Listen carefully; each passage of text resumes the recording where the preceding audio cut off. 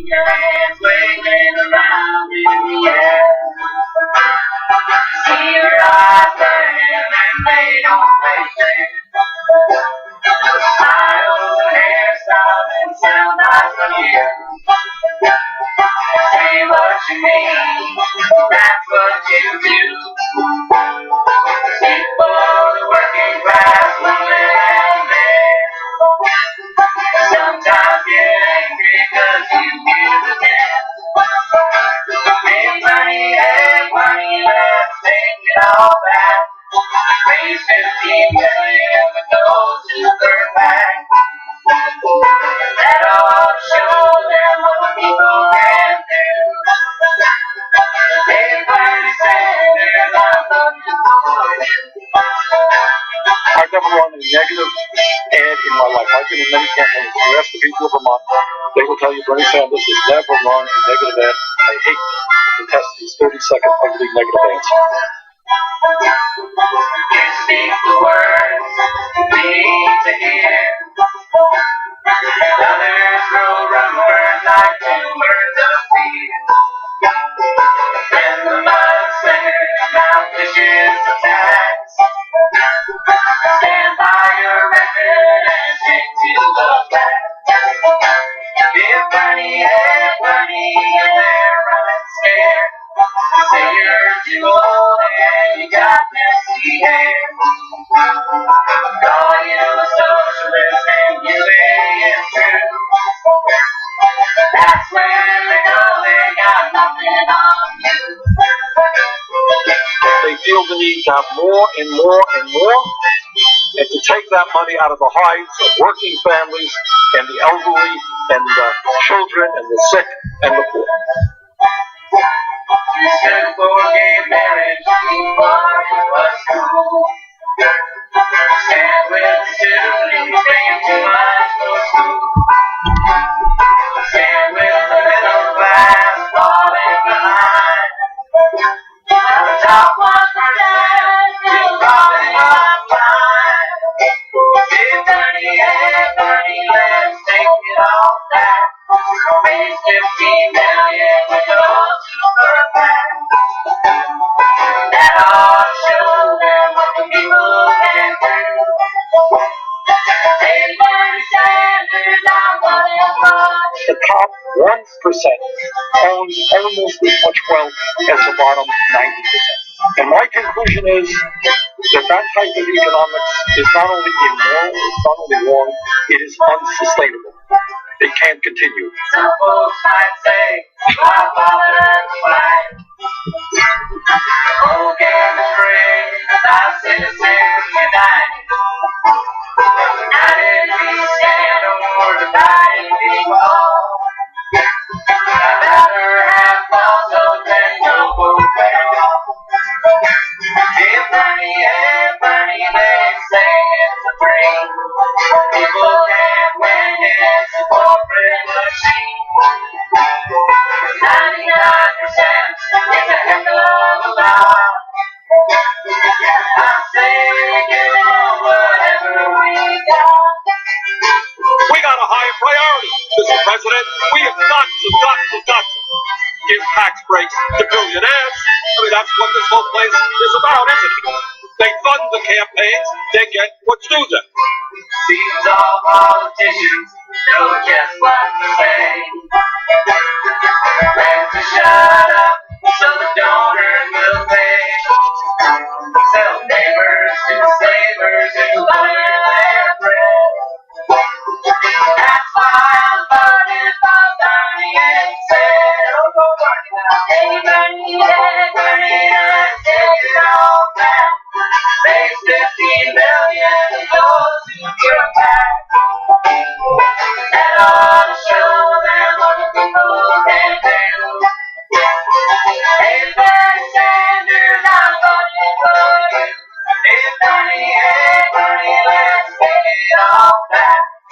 Raise 15 million with no super PAC. That ought to show them what the people can do. Hey, Bernie Sanders, I'm voting for you. Hey, Bernie Sanders, I'm voting for you.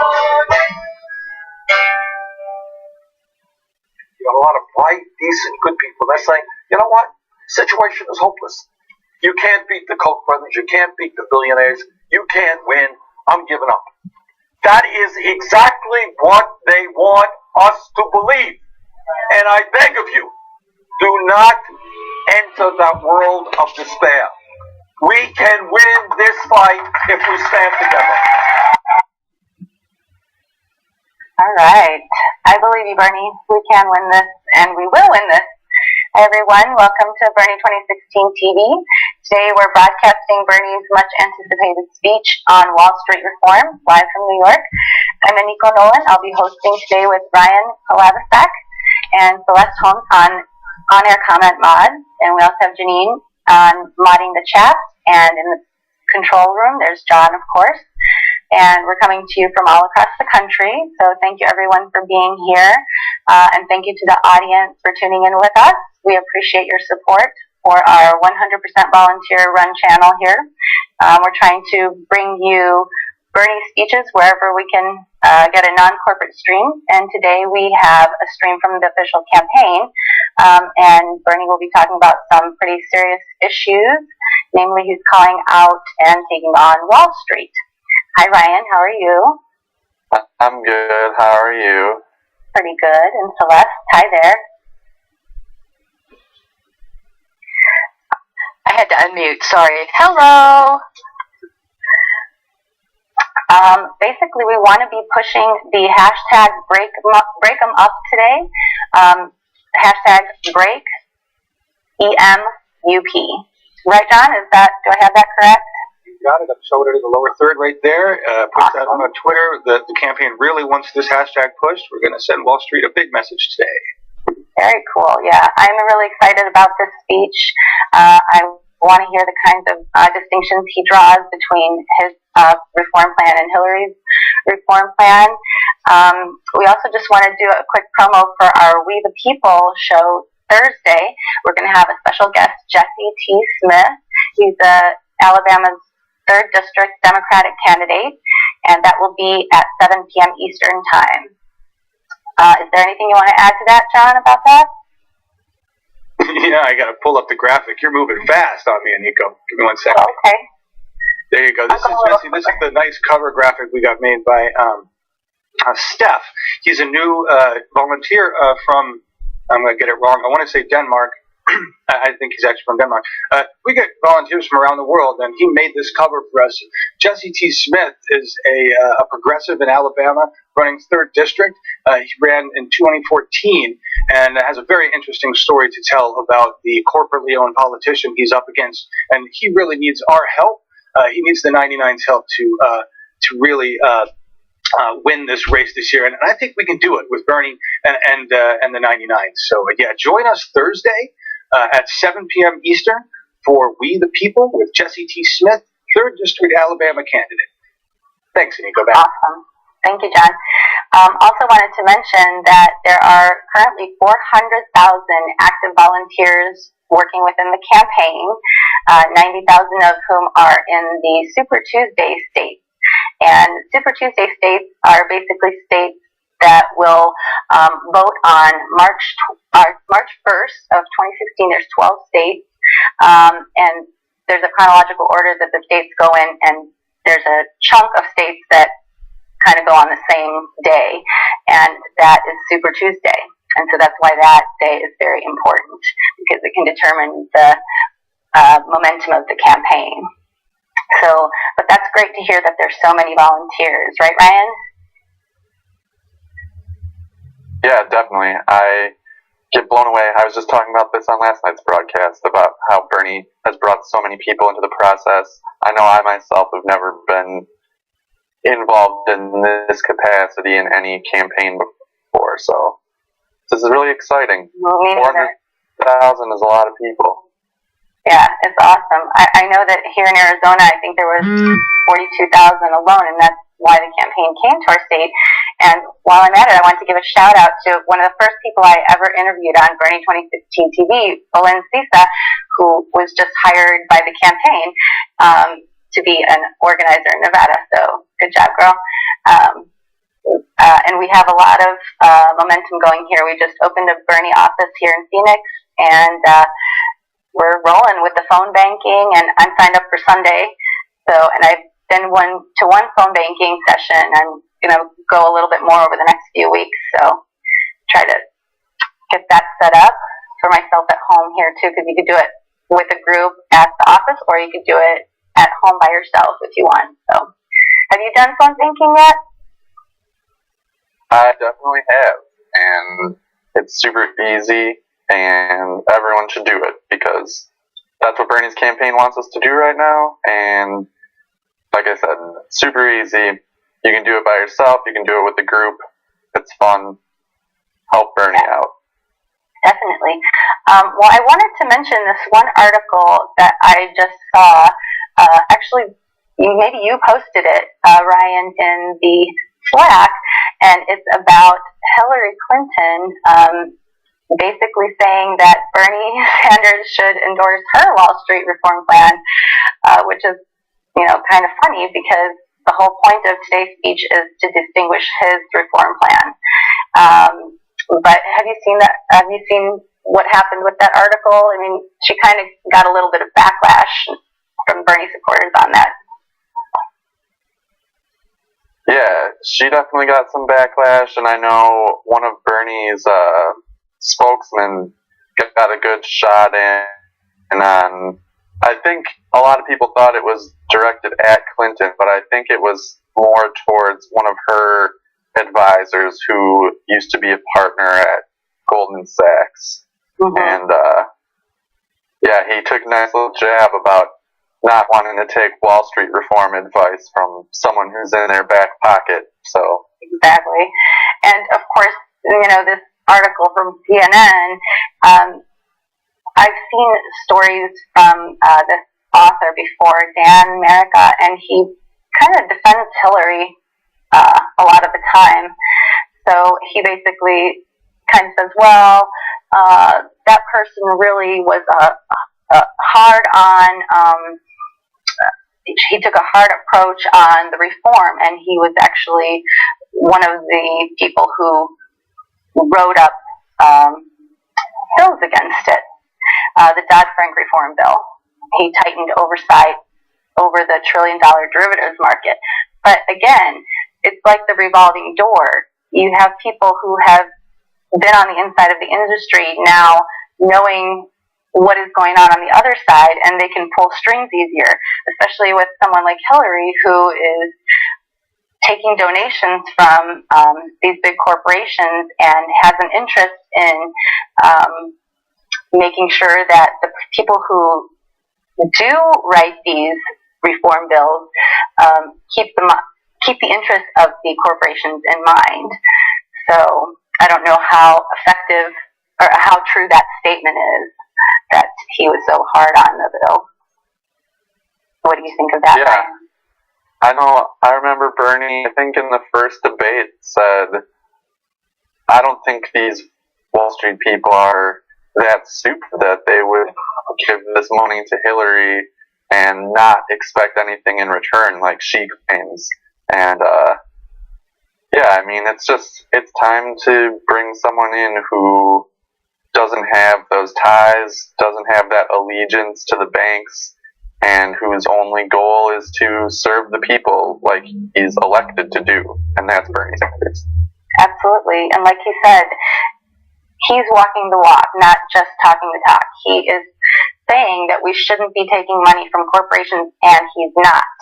Whereas Hillary is saying, well, even though I take these, they don't influence me. Anyone who knows me knows that. Well, I think that's a bunch of BS, actually, because no matter what, if somebody gives you thousands of dollars, is supportive of your campaign in that way, you're going to feel obligated to return some kind of favor. And they wouldn't be giving you that money, like you just said. They're not stupid. They wouldn't be giving you that money unless they knew they were going to get something in return. So whatever that is, even if it's just a little tweak on a bill here or vote here, it's going to make a difference somehow. Yeah, and I know the Hillary camp has been very adamant about saying how much or how little money they've gotten from Wall Street in this campaign, but that's not the point. If you look back at the last 10 or 15 years, the money that she's gotten to make speeches or do whatever, I mean, it's not about the last 7, 8 months of raising money. It's 15 years of, working hand in hand with those banks.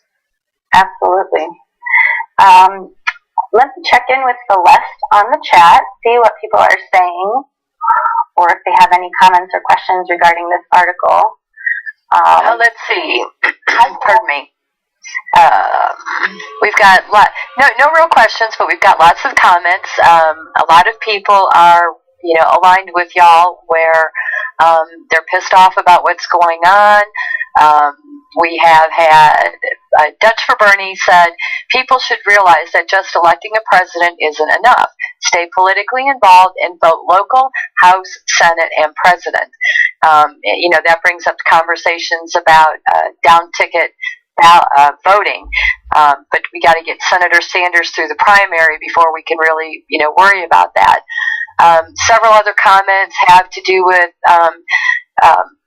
the phone banking and participating in phone banking, as well as donating directly to the campaign. And Kristen Cosgrove made the comment that she watched The Big Short online today and that she's pissed as hell and that she is going to do more for Bernie now. She said, damn, that movie pissed me off. We had Daniel Lupker, and if I mispronounce your name, sorry about that. He said, '08 was the bubble bursting. Quantitative easing has only maintained and grown the '08 bubble that we just ended. We could be in a depression this year. They didn't want me to quote him on that. No, I tend to agree with him on that. I think if you look at all of the signs, the Chinese stock market is plummeted. I understand that, our stock market, dropped like 300 or some points this morning, early this morning. I don't know what it's doing now. I had other things to take care of, but, this is what we're looking at. We're looking at, more and more of the same. Smokey John commented, along with breaking up the banks, let's break up the corporate DNC. So, you pretty much everyone that we've got is right along the same lines where you are, Aniko, you are, Ryan. It's all about trying to convince people that, Bernie is the only candidate that we really have to choose from who's going to work for us. Absolutely. And, of course, all of the things that are accumulating as far as the kinds of breaks that these corporations and these wealthy are getting over time, like Bernie says, it's just getting worse and worse. It's not that in Obama's term, actually, I just watched a YouTube video. I was going to add it to the rundown, but there was just too much stuff. And it was a video from before Obama became president, and it was telling us about how huge these too big to fail companies are and how the government is now going to rein them in. And of course, we hear in Bernie's speeches that they're bigger than before, bigger than we ever bailed them out. So what actually has been done to hold those people accountable, to bring the size down? Really nothing has been done. So we need a president and we need people to support him that can bring about this change. Because at the beginning, Obama said, I'm going to do this, I'm going to do this. Well, why hasn't he done it? Is it because of the obstructionism? Is it because he didn't want to do it? Is it a combination? And Bernie is going to have to face those same things. So to promise that he can change it, he's not promising that. He's only saying that if we are behind him and if we help him and help elect people who support those visions, that's the only way we can change things. Otherwise, 4 years, 8 years from now, we're going to be talking about the same thing. They're going to be just as big or bigger if we can't do anything about it. Ryan or Celeste? Are you saying that we have to do more than tell those guys to cut it out? We might have to do a little bit more than that. Yeah, apparently that's what Hillary wants to do, though, is just keep No, telling she him, wagged her finger. cut it out. Wagged her finger and told him to cut it out. Right. How has that worked out so far? I mean, Yeah. that's basically what Bernie should have asked her when she said that is, how did that work out? Yeah. We've got a couple of questions in comments, so I'm going to go ahead and put them out there to you. The first question is from John Reichert. How can we get an independent polling company? That's the first one. The second one is, what will Bernie do to combat voter machine fraud? Excellent question. And then the third one comes from Royce, and that is, would anyone want O'Malley for VP? Ryan, Aniko, what are your thoughts on those questions? Go ahead, Ryan. Well, I know that I've seen some petitions, and I don't know if they're exactly coming from the Bernie camp or just people in general, but they're asking, for unbiased people to kind of be in the rooms where the votes are being counted. And yeah, I mean, that's something that sadly I am really worried about, that the people's voice is going to be ignored, and that's not the democracy that I want to live. I hope whatever plan they come up with or anything that they can do will ensure that the votes are counted properly and that the people's voice is heard. Mm-hmm. Yeah, I agree. I mean, the voter machine fraud, too, is, I've read about those debold machines. Is that what they're called, debold? Yeah. That have had glitches or that can be hacked. How do we know that they're not going to steal this just like they did with the George Bush-Kerry election? That was so close, too, that, weren't they demanded recounts, and then somebody who was, like, friends with the Bush campaign called it on air. He was a reporter, and he called it for Bush, and then Kerry, said, okay, yeah, congratulations. And it could have been just a matter of a small amount of counts. So I'm really afraid for that to happen. Well, and there's already been charges put out that the recent election in Kentucky that went to Matt Blevin, I believe it's Blevin, not Blevins. It's suspected that the debold machines in the state of Kentucky switched votes for Democrats and to Republican.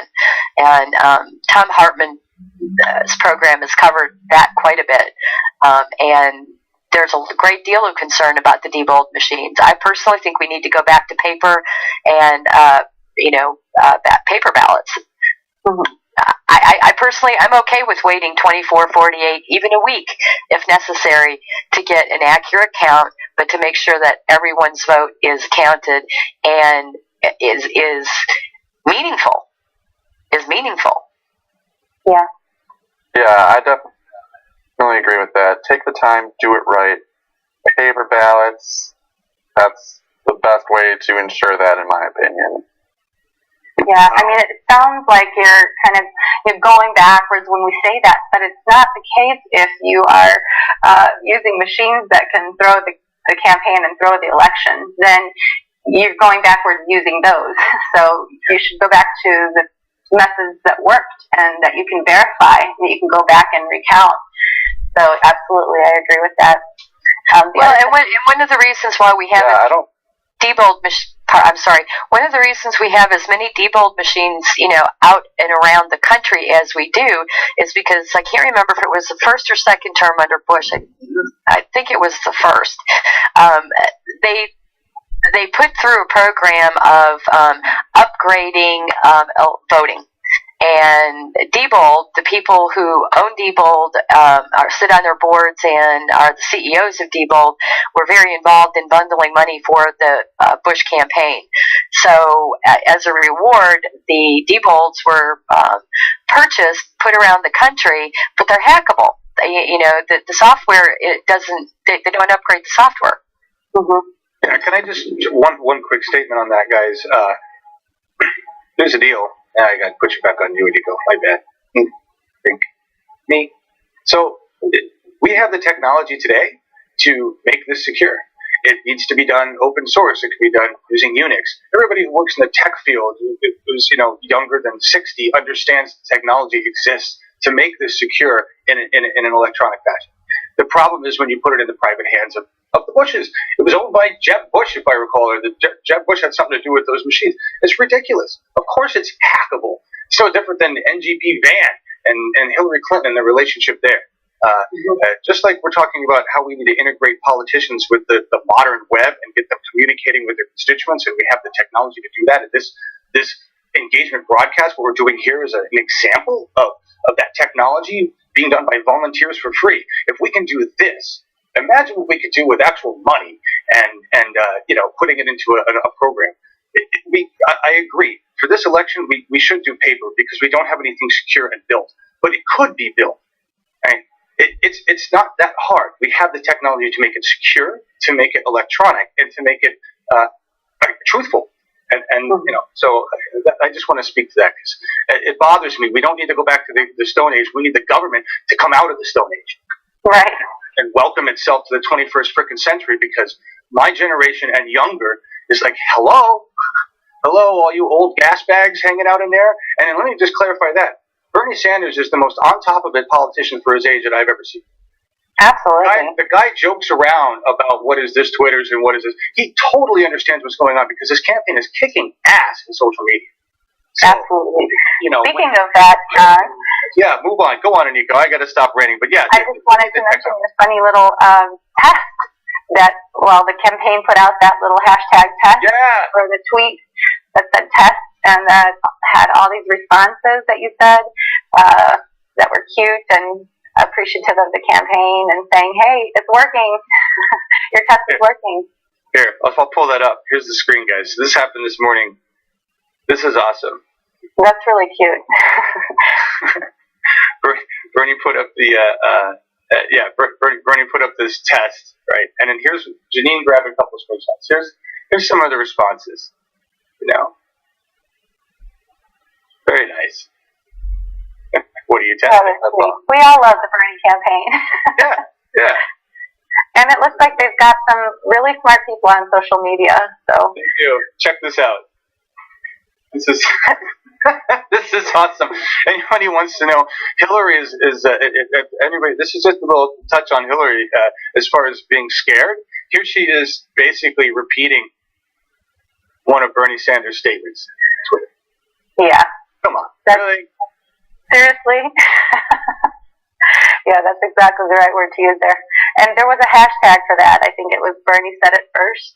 Yeah. That has many of those kinds of things that Bernie said a long time ago, and that now a lot of people, not only Hillary, but her too, but are repeating. So, and one thing, they almost stole our huge, John. Bernie coined that. And I heard a clip, some Fox News bobblehead online said, like Trump always says, huge. And I was like, what? Well, so I looked it up, and there's a compilation on the Rundown Creator that, if you want to play, it's just a fun little minute of a compilation of Bernie saying huge. And there is Donald Trump saying that too, but I guarantee you Bernie's been saying it longer and a lot more. This is the Florida for Sanders? Is that what you're talking about? The Florida for Sanders supercut? Yeah. Okay, let me pull it up. Because from a few months ago, but I'm sure by now there would probably be a 10 times longer video if you put all the huges he said. But it was just a cute little funny thing. When I saw that, I was, hey, you can't take that from us. I just have to break in for a second, Aniko. Donald Trump actually used political revolution yesterday. So he's trying to steal that from Bernie too. I think Ryan might have something to say. And of course, the people who watch Trump aren't going to be as familiar with Bernie, so they're going to automatically assume that, that was his idea. Well, no. Bernie said it first. That's right.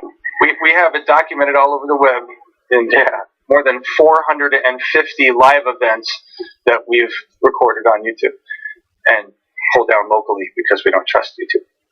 But these people have no shame. They're just copycats. Bernie's the real deal. Hey, you want to run this clip? Yeah. Like 21 seconds, right? It's 21 seconds, but this is Okay. just to prove the point. Bernie is Thank huge. you.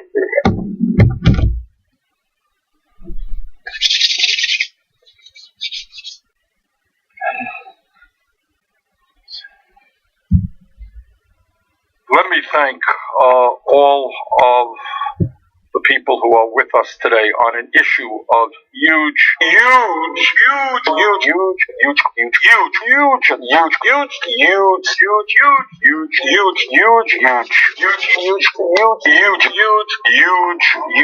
consequence. Let me thank. Oh my goodness. I just thought that was adorable. So, getting back to that last question, was that last one? Celeste, I already forgot it. I lost it in this sheet. But let's go back to Celeste. Let's check in with the chat and see if they have any more comments or questions.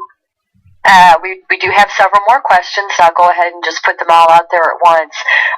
Casey Stokes asks, Elizabeth Warren for VP? Question. Zachary Pointer, does anyone else think that we could replace our state representatives with the internet? Do we really need representatives now that we can voice our opinions?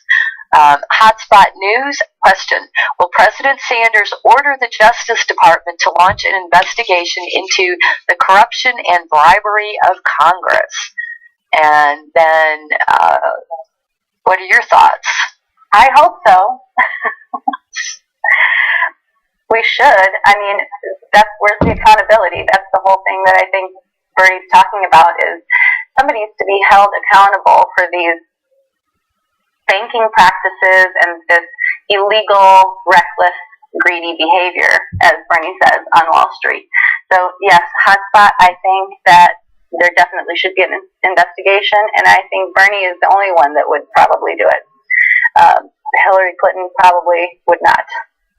Well, and I think whoever Sanders appoints to his administration, like whoever he appoints to head the Department of Justice, isn't going to be what we've got in the past. God, how many decades, if you will, where we have a DOJ that is kind of toothless.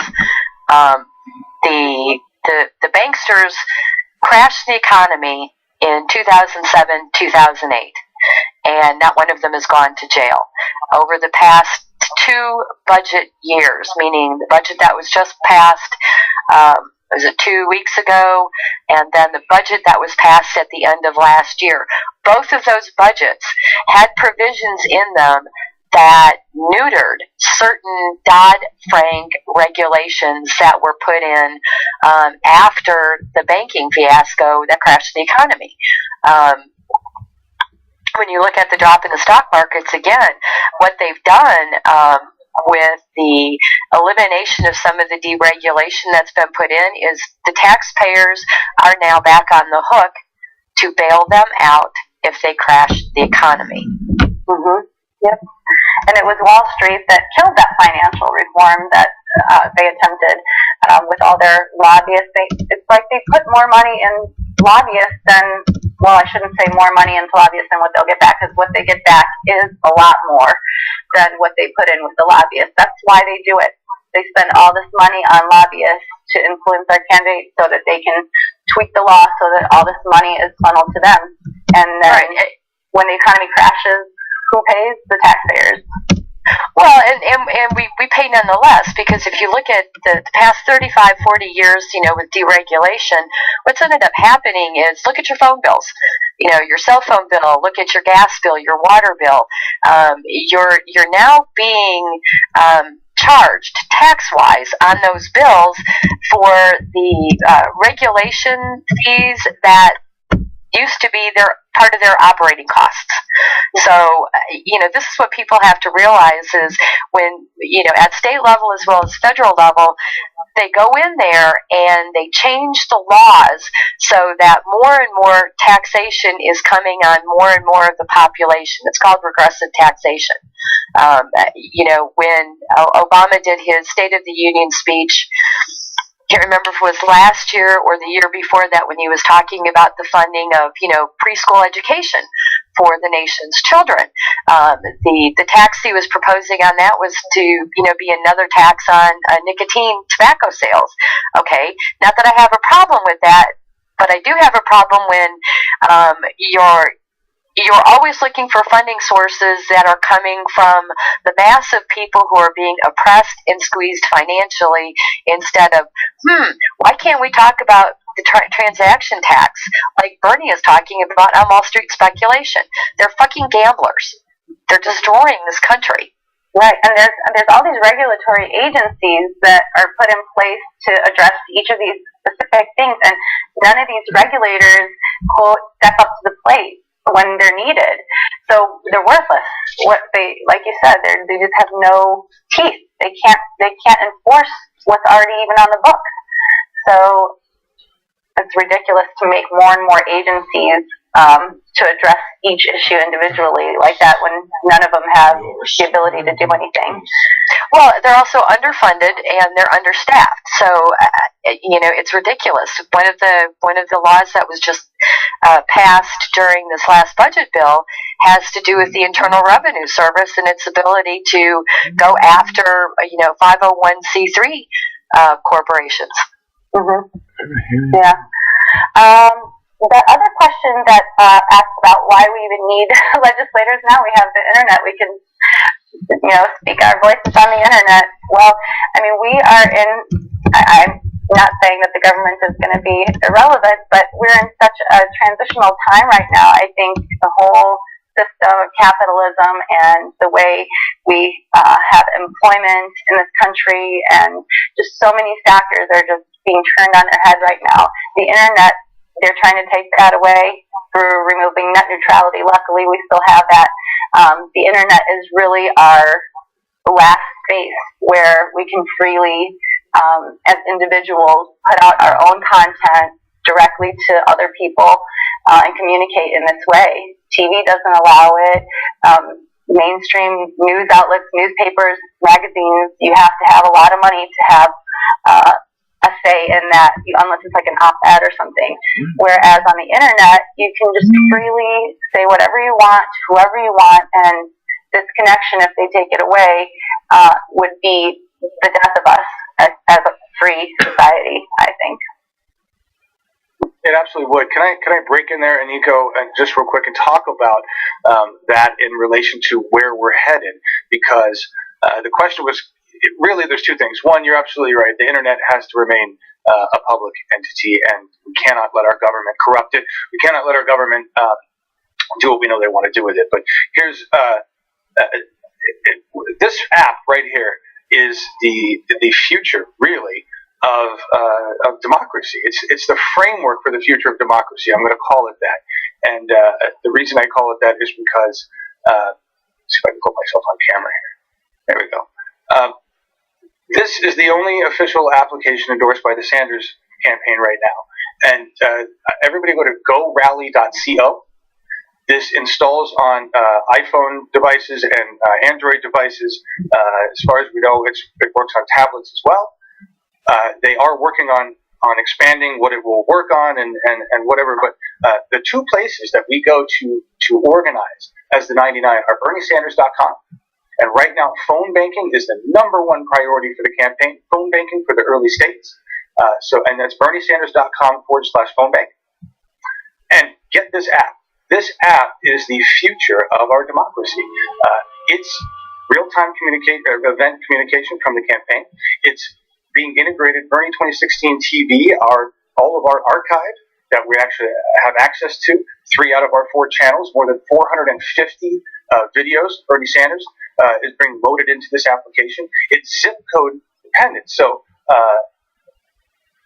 the most dwarf, yes. Sorry, I'm reading your notes, Jimmy. I know. But they're loading our information into this. Download this app, go get it, install it, plug in your zip code, get connected with the campaign, get connected with your democracy moving in real time. Because eventually, politicians will plug into this. Eventually, you'll know what they're doing. And the goal is to make this our real-time communication. It's available. This system that we use here, engagement broadcasting, is a volunteer version of what could be done for this application. So I'll stop there and bring it back to you, Nika. That's very cool. And sorry, Ryan, I didn't mean to ignore you there in regards to the other No, topic. it's okay. What do you think of this app, Ryan? It's pretty awesome. Yeah, I mean, I see questions all the time in the chat about where's Bernie going to be next, how can I find out what's going on, and you can go on Bernie's website and find out what's going on in your area, but this app is so convenient. I mean, you just type in your zip code. If you want to go to Iowa and help out there, you can type in a zip code in Iowa and they'll tell you exactly what's going on, exactly what they need. So it's a cool app. It's nice to have a tool like that to bring people together and get them involved. Have you already downloaded it yourself? I have, yeah, and it's, yeah, like I said, it's just the perfect tool for staying involved, and that's like the coolest part of this campaign, in my opinion, is how many individual people who have had no experience in working in politics or volunteering in politics or anything like that, to get them involved and make them feel like they're part of the team, like they're taking back their democracy. Absolutely. I haven't downloaded it yet, but I'm going to. Does it show basically, like, I saw on one of the advertisements, it showed like a map with a person's house and it said, like a dot, and it said this person is Democratic, or does it tell you the party affiliation of where you're canvassing, or what does it do? I haven't. What's that, John? That's a different application. It was actually another application for canvassing released by the Field of Bern people. Oh, okay. And that is, I just saw that post this morning. It's a different application. That's another thing. That the GoRally.co app is the only app right now with official campaign data being put into it and endorsed by the campaign. And we should not splinter off into multiple technologies. I hope they can add that caucus information. But really, we need to get Janine. I don't remember his name, but the gentleman we talked to the other day, who's part of the core team. We need to have him on to talk about it. Yeah. Sure. Sorry. Sideline. Different app. That's a caucus. Thank you, John. No, that's good that you said that, because I was thinking that's the same one. Okay, cool. Celeste, is there anything that the chat has to say right now? There's Celeste. Let me unmute myself here. Chat's got a lot going on. Let's see here. We do have another question. And hold on one second. I have got to cough. Wait, this comment my document is killing me. When I want to go up, it goes down. Sorry, Celeste. Okay, that's all right. Yeah, I'm not going to be able to pronounce the moniker here, but the question is, guys, how do you think we could get all these reforms done with a Republican Congress? And then a couple of comments here is, when big business buys lunch, it charges us directly for its drink and charges the government for the meal. The government then charges everyone for the cost of the meal. Executive decision put out there, capitalism and democratic socialism have coexisted in this country for over 100 years. We also want to mention that Bernie's got another endorsement from John S. Wisniewski, and I cannot remember right off the top of my head where Mr. Wisniewski is located. My bad. He's been getting quite a few endorsements lately. That's great. New Jersey. Can I just break in here for a second? Because I heard this yesterday and I was kind of shocked, and I just checked it out on ballotpedia.org. It says that all 435 House seats are up for election this year. Oh, all of them. That's insane. All House seats and 34 Senate seats. So if you want to change Congress, this is the election to do it. Get out there, vote, get rid of those people who aren't doing what they're supposed to be doing. Now is the time to do it. Absolutely. This is our opportunity. We cannot let it slip through our fingers.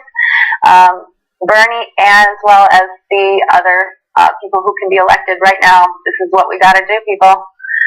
Yeah, to go off that question about how can Bernie pass this legislation with the Republican Congress, he can't. And that's what he's saying with this political revolution, is that it's not about just getting him into the White House. It's about your local government and your senators and your representatives. You know, we have to get progressives into those offices who see the future of this country the same way that Bernie does. So, you know, Bernie can't do this alone. He needs all of us. He needs us to get involved beyond the presidential election. And it's from what Janine was just saying, this could be the year to do it with all these House seats available and a third of the Senate. You know, that could swing things the right way, and it's up to us to get it to that point. Definitely. I absolutely agree, Ryan. The other thing that was said here by executive decision, that Celeste, that capitalism and democratic socialism have coexisted in this country. Absolutely, and that's what needs to happen. It needs to be a hybrid of these two things. Capitalism cannot just run amok and not follow the regulations. And if we could rein it in and make sure that people are held accountable, that there's transparency.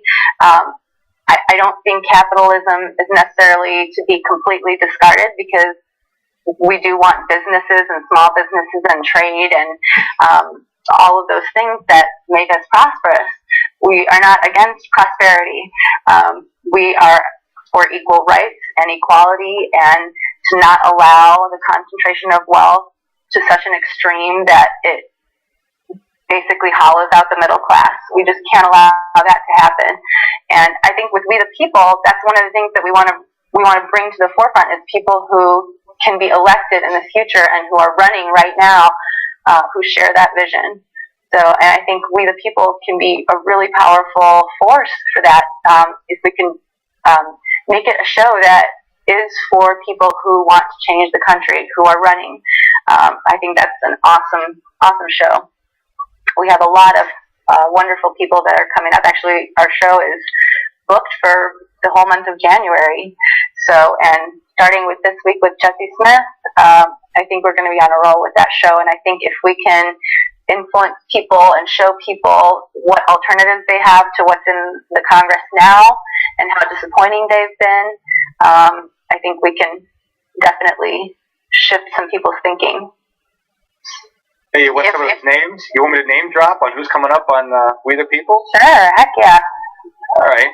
And I got to get this out of here. So we've got Portia Bolger coming up, and she is with Women for Bernie, a big activist, a feminine activist. She's been around a long time, and she's just done wonderful things in the community for women.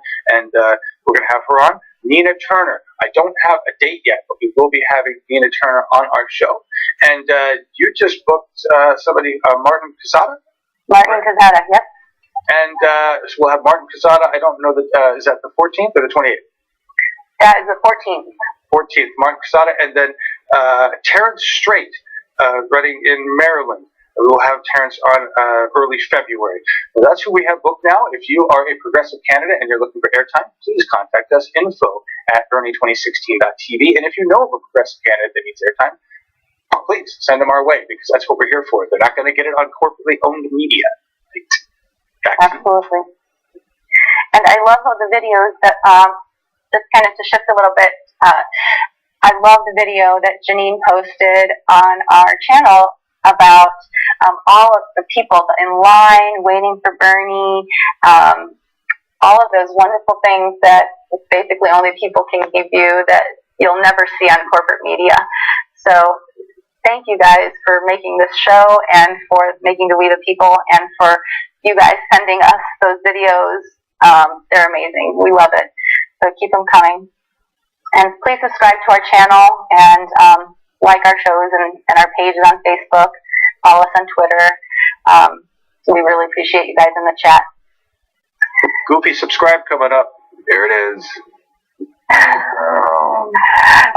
love our cool graphics. Don't ask for money. We just need your subscription, because that's the only real power and reach we have. The more subscribers we have, the more people we can convert to burners. Absolutely. I had put a few pages from Bernie's website about money in politics, about income and wealth inequality, and about reforming Wall Street. which he's going to be talking about today. He basically kind of has gone over some of the things that he sees that we need to change, but I think today will be a little bit more detailed of an explanation, more specifics on how he plans to reform Wall Street and how he plans to hold these guys accountable in a way that hasn't been done before. What kinds of things do you think can be done, Ryan? Well, obviously the big steps are to reinstate Glass-Steagall and get the banks broken up, because, 4 out of the 6 biggest banks are bigger than they were before the bailout in 2008, and, we obviously haven't gotten it right. I think it's time to follow Bernie's lead and do something a little more drastic than the establishment would like to do, and then getting the money out of politics. I mean, how do we get regulars to do their jobs? Like, how can we as a population, put pressure on the regulators themselves to make sure that they enforce what they're supposed to? Well, yeah, that's where getting the money out of politics are. If those regulators don't have a cushy job waiting for them from Wall Street when they get out of office, then they're not beholden to those banks. And that's the hardest problem, I think, that we're going to have, is getting these people who only think about money and only think about, their cushy life to do what's best for the American people. Yeah, and their own kids, really. I mean, it's their own kids' futures, too. They're going to breathe this air. They're going to drink the water. They have to live under this government. They're not guaranteed to be rich and cushy lives, their grandkids. Yeah. It's not guaranteed just because you're wealthy now that your kids and grandkids are going to be wealthy. Don't you care about them? Don't you want them to have happy lives in a clean environment with water to drink and air to breathe and not so much war and crime and violence? I mean, I think people who don't see the vision that Bernie sees and the changes that we need to make, I just don't understand. It's like that psychological profiling of narcissism or sociopaths who just think of themselves, who don't have empathy for anybody else in the world. They only care about their own lives, like you said. After they're dead, who cares what happens? I mean, I don't have kids. Why do I care what happens after I die? Why do I care what happens in future generations? Because I'm a human being, and I would want generations prior to think of me, and for me to have water and air to breathe, So I don't know. I just can't imagine being a person who doesn't have that kind of empathy for future generations. I know, and that's one of the cool things about hanging out with and talking to all of these Bernie supporters, is that these seem like genuinely nice people and good people, and not just looking out for number one. Like you said, it's like, I'm not in college debt. I have a good paying job. I have good health insurance. Why should I care about, people on welfare or whatever? It's like, well, because that's your fellow citizen and your fellow human being, and sometimes it's just the right thing to do to help out those less fortunate than you. And you'd think the Republicans, with all their family value talk and, being the candidate chosen by God, would take that advice a little better and help their fellow man, but it's just not the way it is right now. Yeah, there's a lot of hypocrisy out there. Celeste, what do you think about that, and what are the chatters saying? All right, let me unmute myself. Most of the chat is in agreement with both you and Ryan on your takes on things. Catherine James wanted to basically say that she saw Alex Law from New Jersey on our program, and that she's delighted to see that some of her state is being represented by Bernie supporters. Mike Brendan made a really good, pardon me, little problem talking today. Mike Brendan's comment, I will never understand how some people have gotten so greedy and selfish in the country, ties in with what you were just talking about. You have to understand the rich. They don't have empathy. They don't think about us. They don't care about us. To tell yourself anything different is to delude yourself, in my opinion. Let's see. NMN said, we have the conditions for absolute abundance, and the fact they desperately cling to continued scarcity is an outrage to humanity. There's comment. Yeah. Totally true. I mean, look at all the things that we could do. There's so much technology that we could improve our lives with as far as like the environment, and not even need the crap that they're trying to stuff down our throats as far as, making us basically use the oil and the fossil fuels, where if we could just transform our energy system like Bernie wants to, we could have renewable. Who cares if you guys don't make the money? Okay, you've already made it. You want to extract every last freaking drop of oil from the ground? Don't even get started on climate change. No, yes, they do. But it all ties back to the same issues. It's the economic situation in the system, the way the system has been developed, and the way the system has been allowed to be deregulated and outsourced. In many respects, China's economy is based on exports, not based on imports. It's not based on a balance of import and export. It's based on export. China has become America's manufacturing base. We are now, again, based on the bill that was signed 2 weeks ago by the president, as far as the budget goes, we are now once again going to be shipping our oil and our natural gas offshore. We're now going to be shipping that out of the country. So whatever exploration and stuff we're doing does not benefit us now. It benefits profits. One thing Bernie said was he wants to stop exports of fossil fuels. That would be like a major first step to take. So, yeah. And, I wanted to mention real quick before we have no more time, is the TPP is really important in exactly what we're talking about. It gives corporations so much power. Basically, if there's a law that prohibits their profit, or that inhibits their profit rather, they can sue a government for the revenues lost. And we have till January 13th to make public comments about the TPP. I have a link in the rundown somewhere for that, John. The popular resistance link. Yeah, that's the one. Yeah. So yeah, if you can go on there and make it known that you will not stand for this, and that you demand that we get better than this, because this is bull crap. We will not, and it also hurts net neutrality. There's so many things. There's so many details in the TPP. There's actually an hour-long TPP 101 instructional video that I only started watching, which I'm going to continue watching later, to tell us what's in that TPP. There's 12 countries who made this agreement, and basically it's being put forth as a trade agreement, but it's really not even a trade agreement. It's a corporatist advantage agreement. So it's all written by lawyers and lobbyists and, all these rich people who, will put everything in there to benefit themselves and take everything from us. That's what it is. It's you just nailed it right there. This is 1% legislation. This is legislation that benefits the 1%.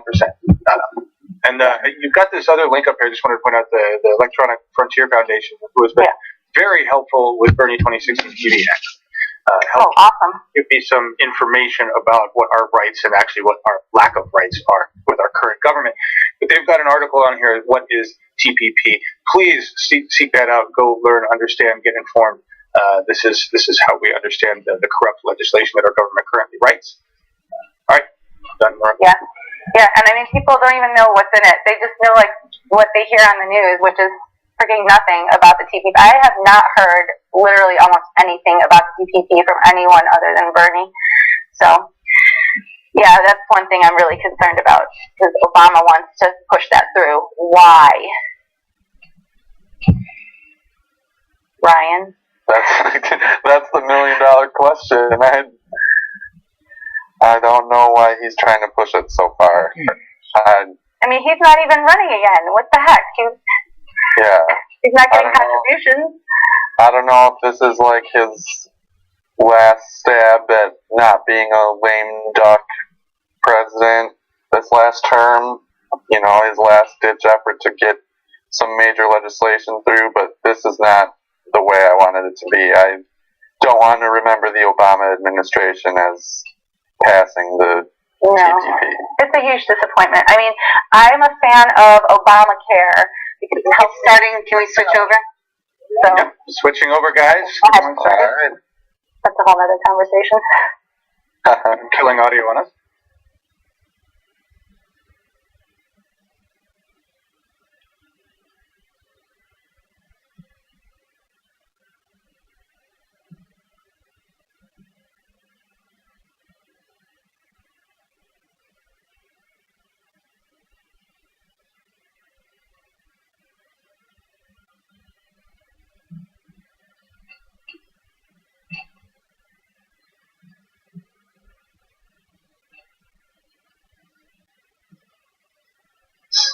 A conspiracy that says that we can have a greater America than we've ever had.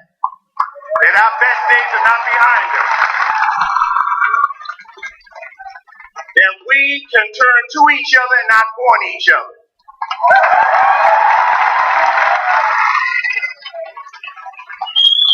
In order to do this, we're going to make sure that we are the tip of the spear.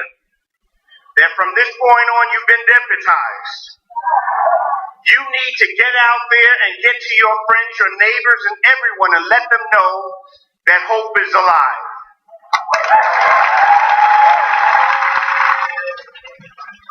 There are those here who gather with us who have great hope.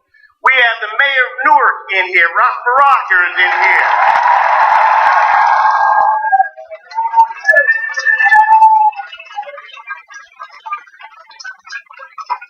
We have the Deputy Speaker of the New Jersey General Assembly, John Wininski, is in here.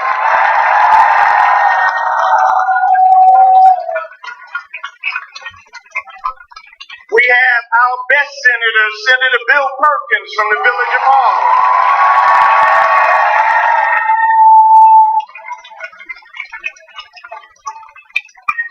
We have Gerard Rice from the New Rochelle City Council. We have Councilman Rafael Espinal in here. We have Arthur Schwartz, who's the Democratic District Leader of Greenwich Village, of course.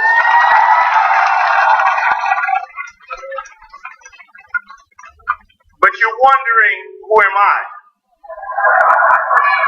Well, then let me tell you, I am Senator Sanders.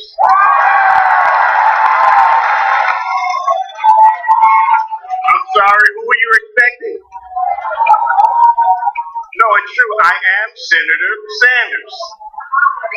I am Senator James Sanders from the State Senate of New York.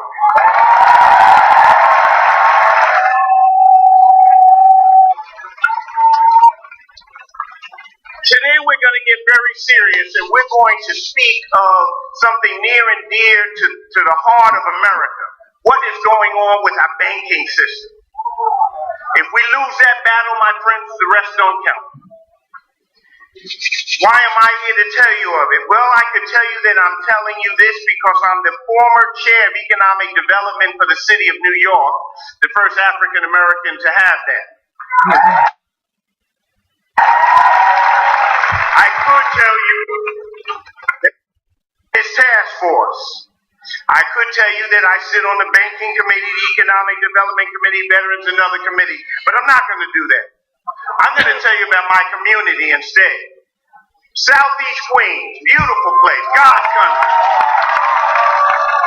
Great place, hard-working Americans got together and got their little homes and tried to live a good life. 2008, market melts down. We lose our shirts in Southeast Queens. We take a hell of a bath. We're bad that we have not recovered from. We lost big time, not just us. The black community lost 50% of the wealth that it accumulated since slavery in the years 2008 to 2012. 50%. 400 years, 4 years. 50%. The Latino community, this was the greatest loss of wealth since Christopher Columbus. The greatest loss of Asian wealth since the internment camps. The greatest loss of Native American wealth since the Trail of Tears. The greatest loss of white wealth since the Great Depression. Now, if you're like me, you want to do something about these things. What can we do about these things? Well, we can reinstate the Glass-Steagall Act, which restricts. Yes, we can. Yes, we can. While we're doing it, why don't we stop subsidizing American jobs going overseas? Since that's true, we might as well make sure that we don't destroy the unions that gave us the middle class.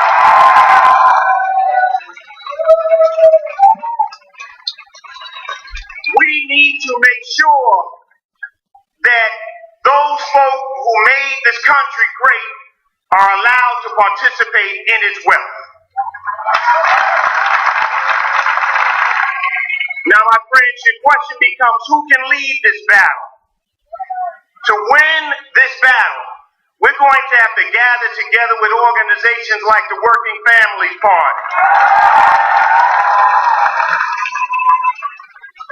and the Communication Workers of America and other unions, the best people that money can't buy. But we're going to need more. We're going to need a standard bearer. Now, who can we get? Sanders, did I hear my name? To win this battle, we're going to need a proven fighter. Somebody who does not call for building walls between neighbors, but sharing resources for a sustainable world.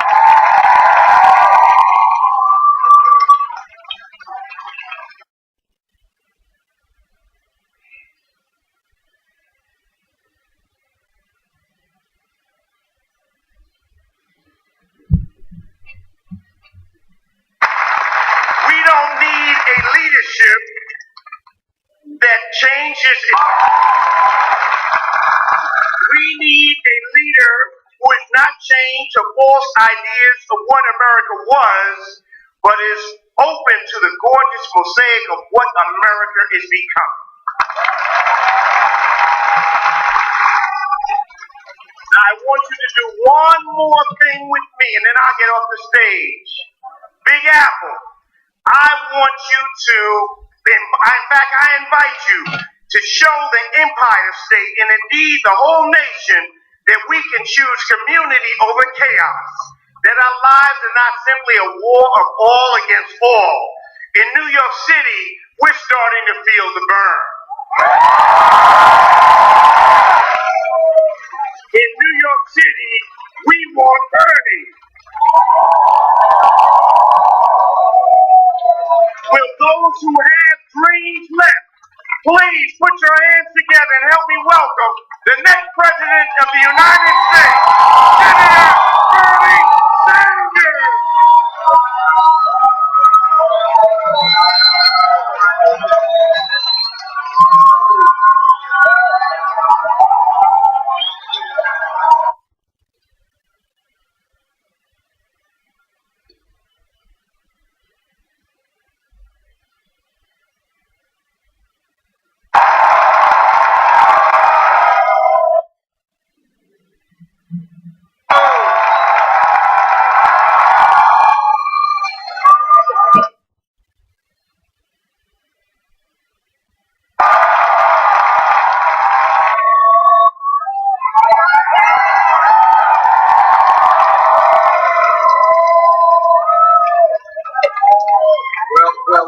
Let me begin by thanking all of you for being here this afternoon and thank my twin senator, Senator James Sanders.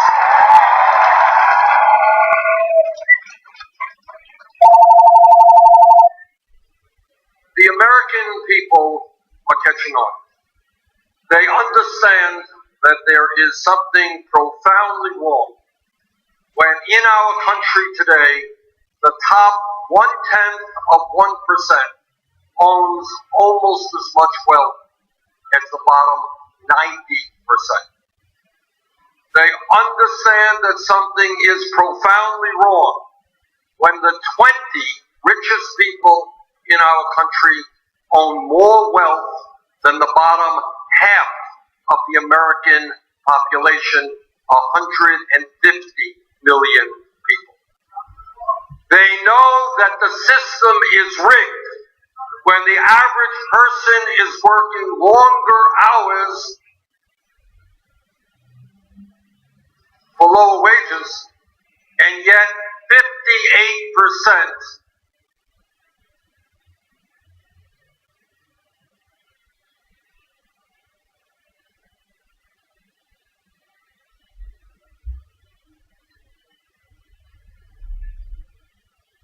of executives on Wall Street have extraordinary power over the economic and political life of our country.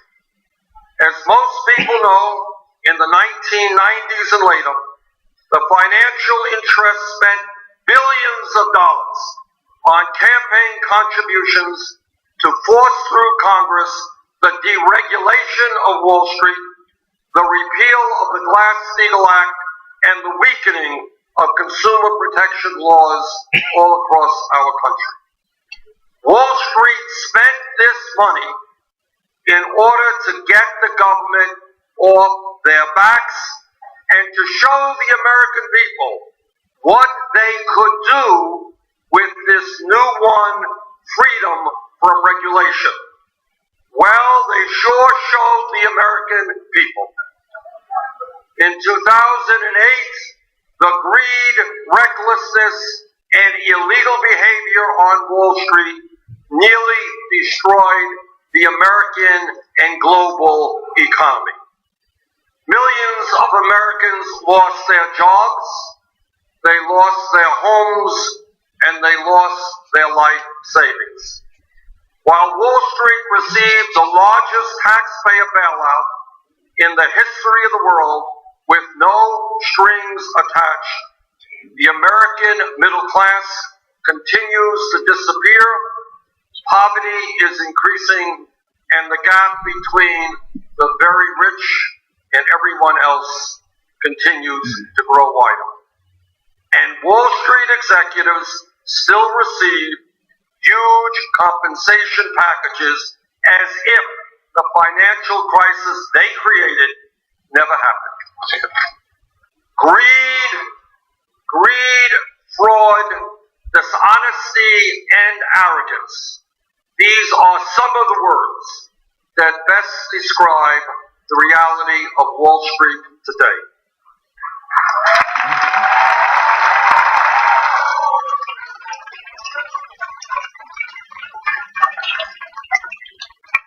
So to those on Wall Street who may be listening to my remarks, and I'm sure there are many of them, let me be very clear. Greed is not good.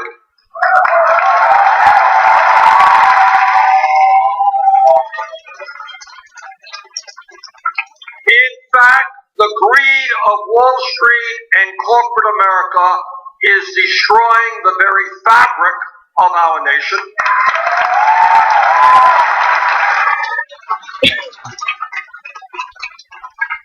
And here is a New Year's resolution that I will keep if elected president, and that is, if Wall Street does not end its greed, we will end it for them.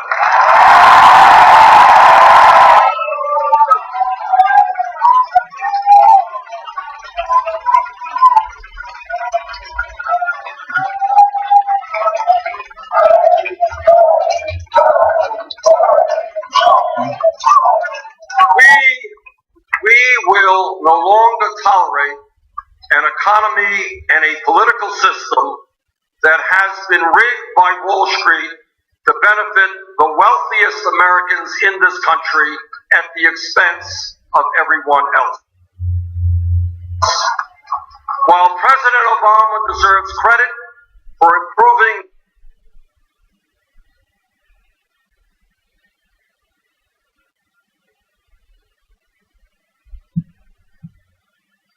this economy,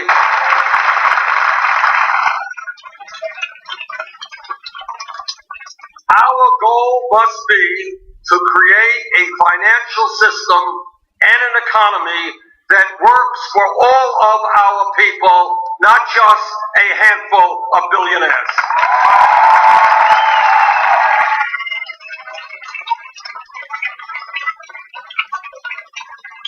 That means we have got to end once and for all the scheme that is nothing more than a free insurance policy for Wall Street, the policy of too big to fail.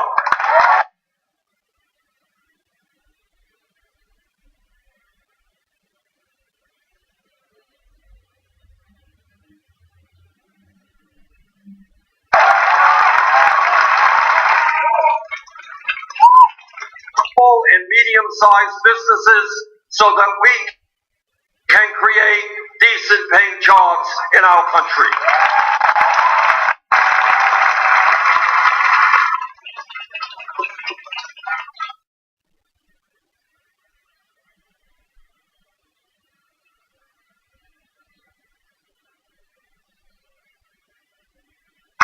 Wall Street cannot continue to be 2008. The taxpayers in this country bailed out Wall Street because we were told that they were too big to fail. Yet today, 3 out of the 4 largest financial institutions, J.P. Morgan Chase, Bank of America, and Wells Fargo, are nearly 80% bigger than before we bailed them out because they were too big to fail. Incredibly, the 6 largest banks in this country issue more than 2/3 of all credit cards and more than 35% of all mortgages. They control more than 95% of all financial derivatives and hold more than 40% of all bank deposits. Their assets today are equivalent to nearly 60% of the GDP of the United States of America. Enough is enough.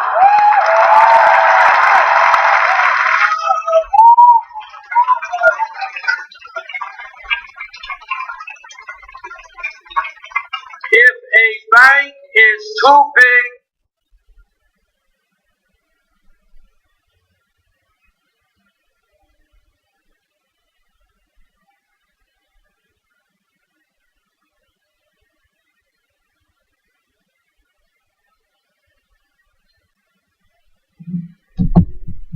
to fail, it is too from a risk perspective and the fear of another bailout.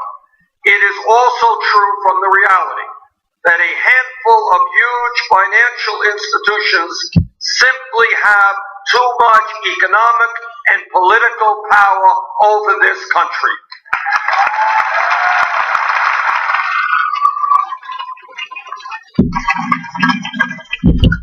If Teddy Roosevelt, the Republican trustbuster, were alive today, he would say, break them up, and he would be right.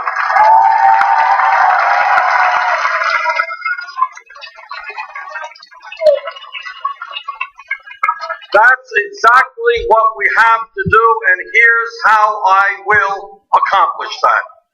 Within the first 100 days of my administration, I will require the Secretary of the Treasury Department to establish a too-big-to-fail list of commercial banks shadow banks, and insurance companies whose failure would pose a catastrophic risk to the United States economy without a taxpayer bailout.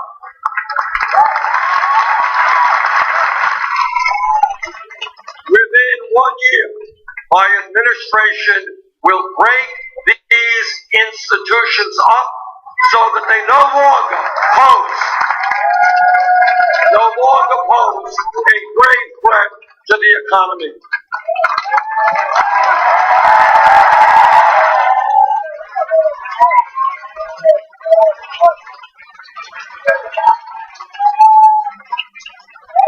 And together we will reinstate a 21st century Glass-Steagall Act to clearly separate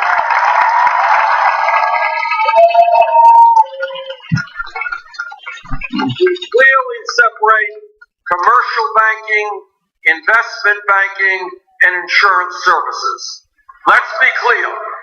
This legislation, introduced by my colleague, Senator Elizabeth Warren,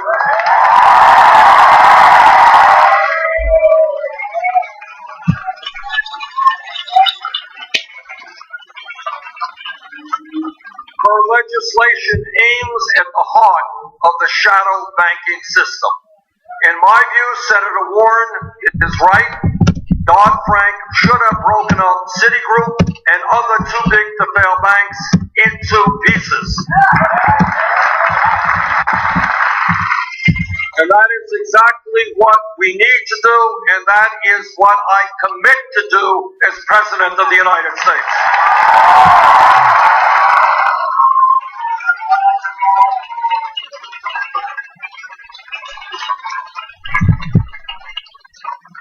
Now, my opponent, Secretary Clinton, says that Glass-Steagall would not have prevented the financial crisis because shadow banks like AIG and Lehman Brothers, not big commercial banks, were the real culprits. Secretary Clinton is wrong.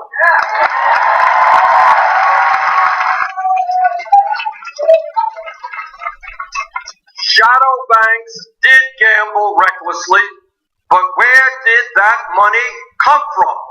It came from the federally insured bank deposits of big commercial banks, something that would have been banned under the Glass-Steagall Act.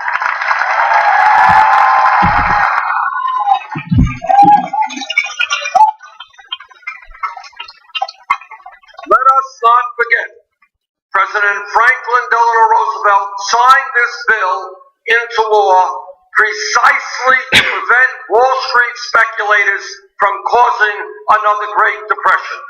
And it worked for more than 5 decades until Wall Street watered it down under President Reagan and killed it under President Clinton.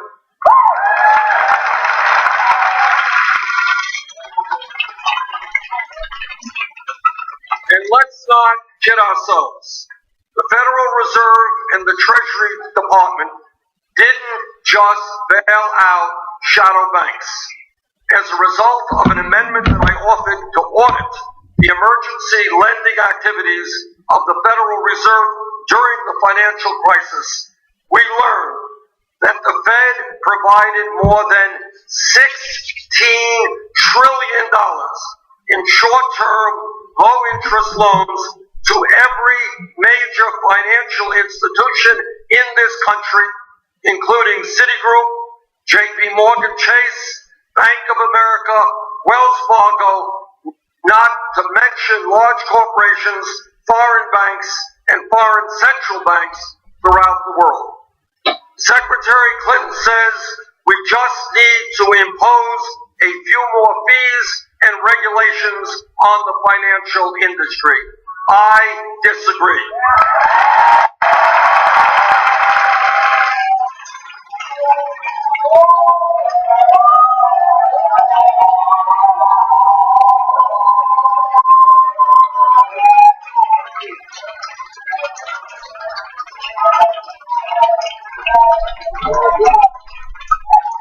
As former Secretary of Labor Robert Reich has said,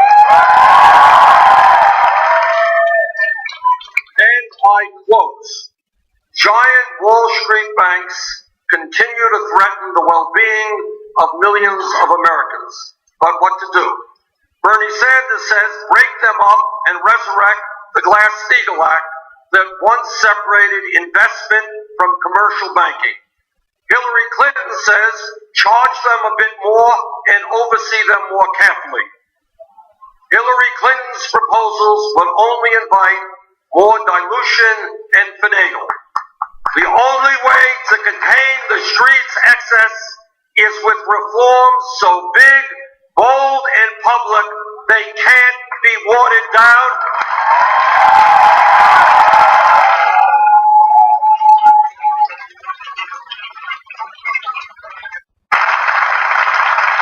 Busting up the biggest banks and resurrecting Glass-Steagall, end of quote, Bob Rush.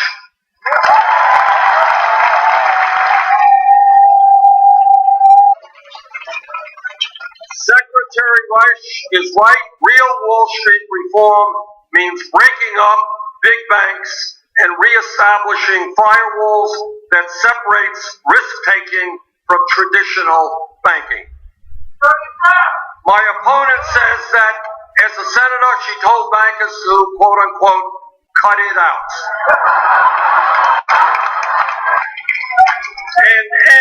and end their destructive behavior. But in my view, establishment politicians are the ones who need to cut it out.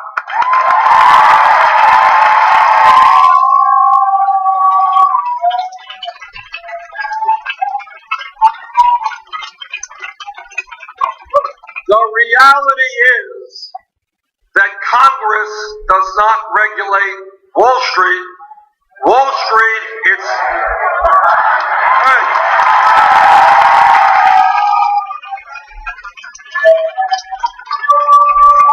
You got it.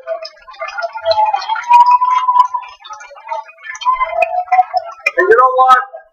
As president, we're going to end that reality.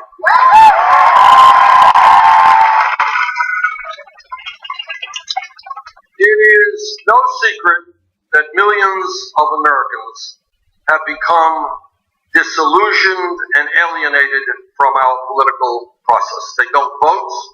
They don't believe much of what comes out of Washington. They don't think that there is anyone there representing their interests. In my view, one of the reasons for the deep disillusionment that is so widespread is the understanding that our criminal justice system is broken and grossly unfair.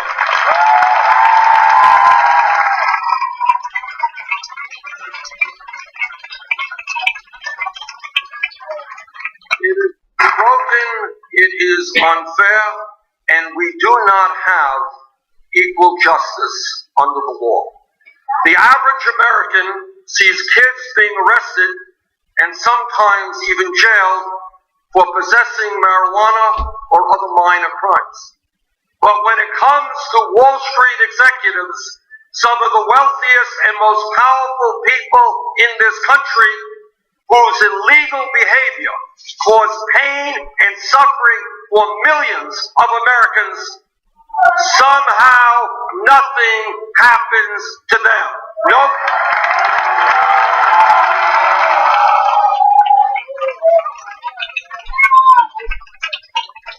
Their illegal behavior destroys our economy. Millions lose their jobs, their homes, their life savings.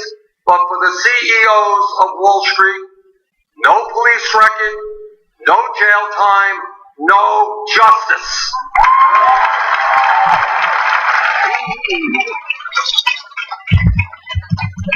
We live in a country today that has an economy that is rigged, a campaign finance system which is corrupt, and a criminal justice system which, too often, does not dispense justice.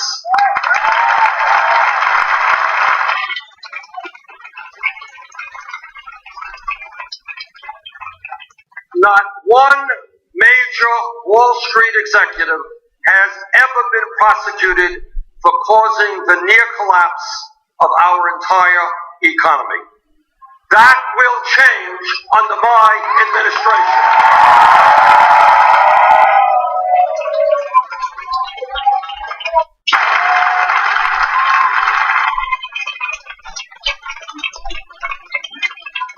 Equal justice under law will not just be words engraved on the entrance of the Supreme Court. It will be the standard that applies to Wall Street and all Americans.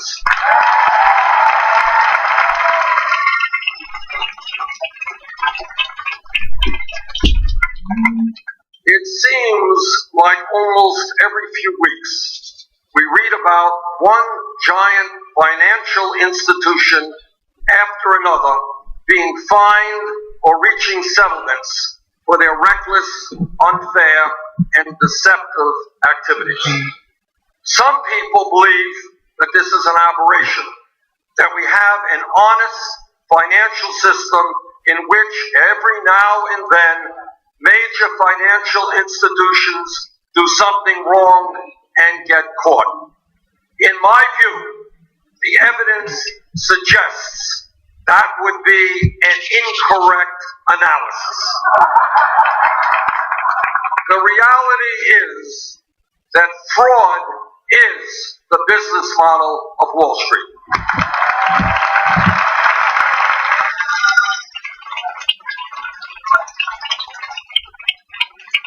It is not the exception to the rule, it is the rule.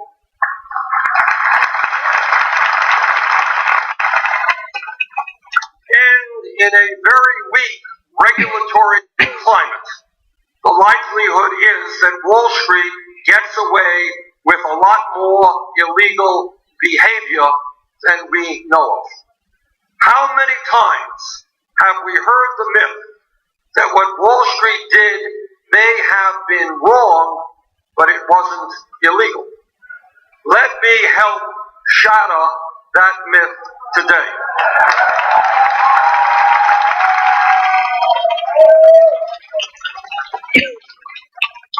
Since 2009, major financial institutions in this country have been fined $204 billion. $204 billion. And that, once again, takes place in a weak regulatory environment. Here are just a few examples of when major banks were caught doing illegal activity. In August 2014, Bank of America settled a case with the Department of Justice for more than $16 billion on charges that the bank misled investors about the riskiness of mortgage-backed securities it sold in the run-up to the crisis. In November of 2013, J.P. Morgan settled a case for $13 billion with the Department of Justice and the Federal Housing Finance Agency over charges that the bank knowingly sold securities made up of low-quality mortgages to Fannie Mae and Freddie Mac. In June of 2014, BNP Paribas was sentenced to 5 years probation and was ordered to pay $8.9 billion in penalties by a U.S. district judge in Manhattan after the bank pled guilty to charges of violating sanctions by conducting business in Sudan, Iran, and Cuba. Let me, in addition, read you a few headlines, and you tell me how it could possibly make sense that not one executive on Wall Street was prosecuted for fraud. Just a few headlines. CNN headline, May 20th, 2015, quote, 5 big banks pay $5.4 billion for rigging currencies. Those banks include J.P. Morgan Chase and Citigroup. Headline from the International Business Times, February 24th, 2015. Big banks under investigation for allegedly fixing precious metals prices. The banks under investigation included Goldman Sachs and JP Morgan Chase. Headline from the Real News Network, November 26, 2013. Documents in JP Morgan settlement reveal how every large bank in the U.S. has committed mortgage fraud. Headline from the Washington Post, March 14, 2014. In lawsuit, FDIC accuses 16 big banks of fraud conspiracy. Banks included Bank of America, Citigroup, JP Morgan Chase. Headline from The Guardian, how a big U.S. bank laundered billions from Mexico's murderous drug gangs. This article talks about how Wachovia, which was acquired by Wells Fargo, aided Mexican drug cartels in transferring billions of dollars in illegal drug money. And this is what the federal prosecutor said about this, and he said, and I quote, Wachovia's blatant disregard for our banking laws gave international cocaine cartels a virtual carte blanche to finance their operations, end of quote. Yet the total fine for this offense was less than 2% of the bank's $12 billion profit for 2009, and no one went to jail. No one went to jail. And if that's not bad enough, here's another one. Headline, Wall Street Journal, February 9th, 2011. JP Morgan apologizes for military foreclosures. Here is a case where JP Morgan Chase, the largest bank in America, wrecked the finances of 4,000 military families in violation of the Civil Service Members Relief Act, yet no one went to jail. And when I say that the business model of Wall Street is fraud, that is not just Bernie Sanders talking. That is what financial executives themselves told the University of Notre Dame in a study on the ethics of the financial services industry last year.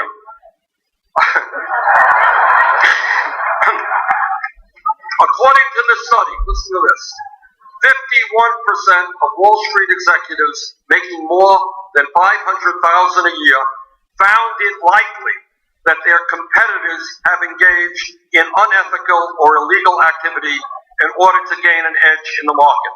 More than 1/3 of financial executives have either witnessed or have first-hand knowledge of wrongdoing in the workplace. Nearly 1 in 5 financial service professionals believe they must engage in illegal or unethical activity to be successful. 25% of financial executives have signed or been asked to sign a confidentiality agreement that would prohibit reporting illegal or unethical activities to the authorities. Here is what one banker from Barclays said in 2010 when he was caught trying to price fix the $5 trillion per day currency market. He said, and I quote, "If you ain't cheating, you ain't trying," end of quote.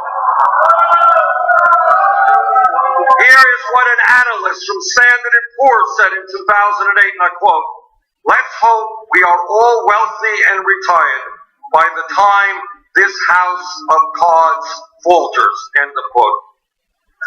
This country can no longer afford to tolerate the culture of fraud and corruption on Wall Street. Under my administration, Wall Street CEOs will no longer receive a get-out-of-jail-free card.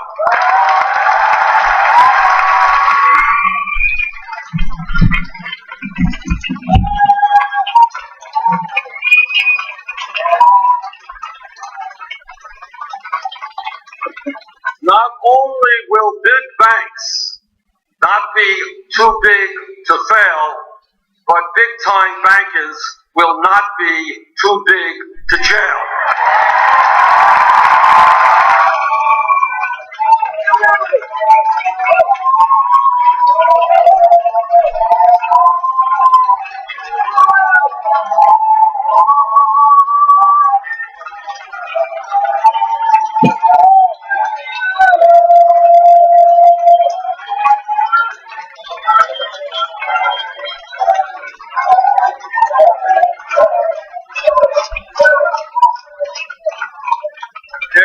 As president, I will nominate and appoint people with a track record of standing up to power rather than those who have made millions defending Wall Street CEOs. Goldman Sachs and other Wall Street banks will not be represented in my administration.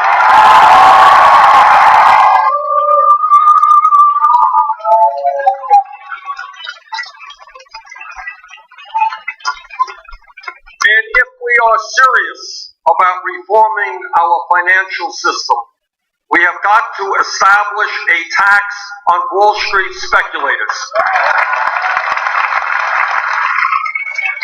We have got to discourage reckless gambling on Wall Street and encourage productive investments in the job-creating economy.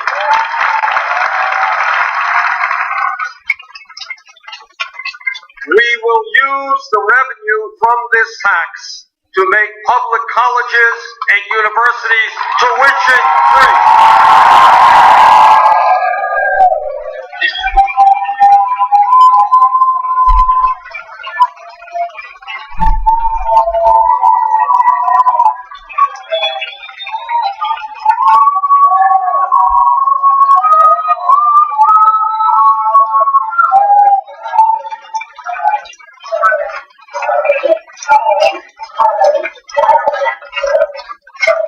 All of you remember during the financial crisis when Wall Street's greed and illegal behavior nearly destroyed our economy, the middle class of this country bailed out Wall Street. Now it is Wall Street's turn to help the middle class of this country.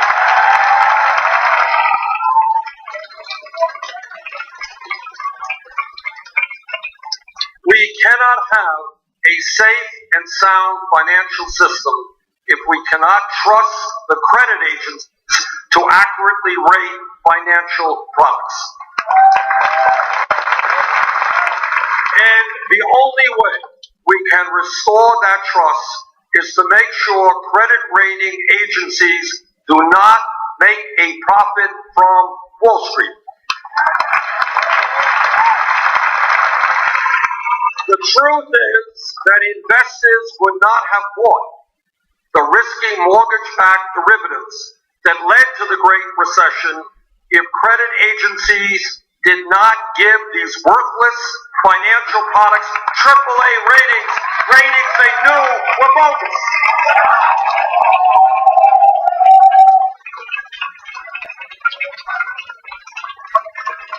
And the reason these risky financial schemes were given such favorable ratings is simple. Wall Street paid for them. Under my administration, we will turn for-profit credit rating agencies into non-profit institutions independent from Wall Street.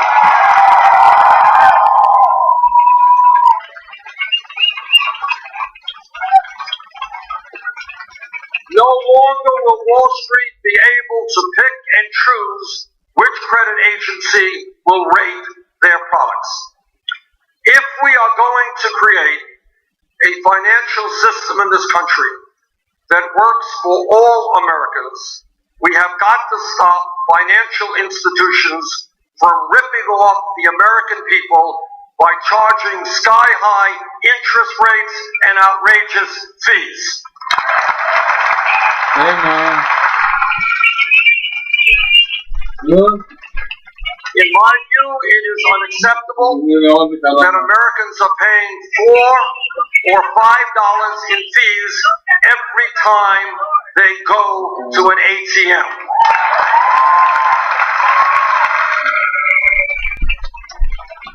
It is wrong that millions of Americans are paying credit card interest rates of 20 or 30%.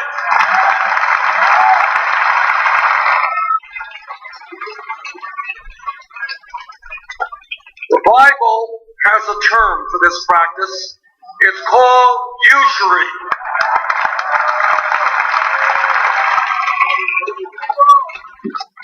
And in the Divine Comedy, Dante reserved a special place in hell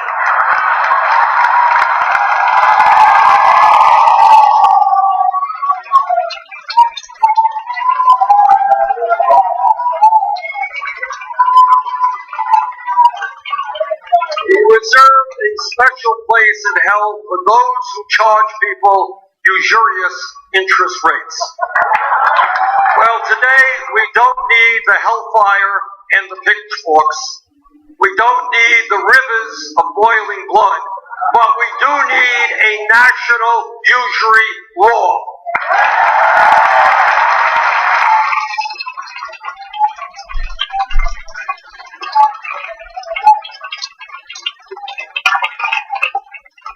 In 1980, Congress passed legislation to require credit unions to cap interest rates on their loans at no more than 15%, and that law has worked well. Unlike big banks, credit unions did not receive a huge bailout from the taxpayers of this country. It is time to extend this cap to every lender in America.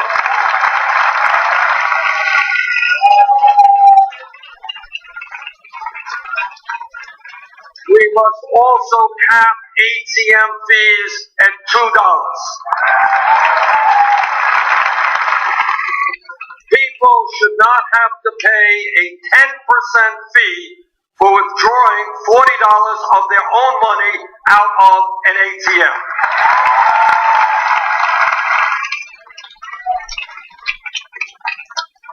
Huge banks need to stop acting like loan sharks and start acting like responsible lenders.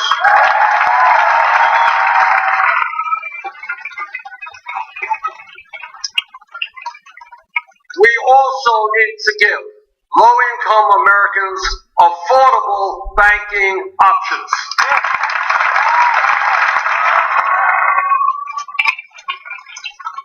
The reality is, this is quite unbelievable but true, that millions of low-income Americans live in communities where there are no normal banking services. Today, if you live in a low-income community and you need to cash a check or get a loan to pay for a car repair or a medical emergency, where do you go? You go to a payday lender who can charge an interest rate of over 300% and trap you into a vicious cycle of debt. That has got to end.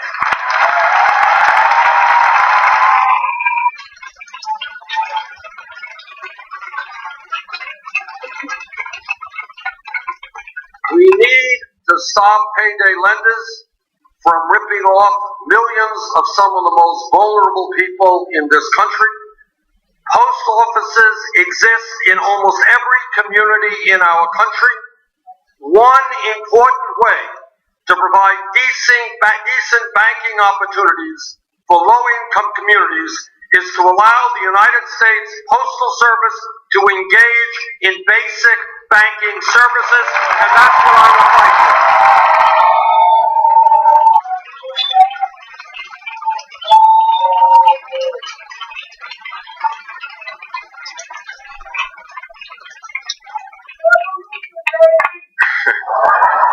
Further, we need to structurally reform the Federal Reserve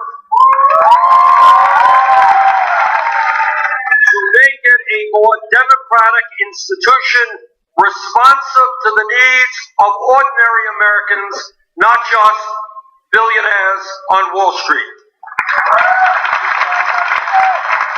When Wall Street was on the verge of collapse, the Federal Reserve acted with a fierce sense of urgency to save the financial system.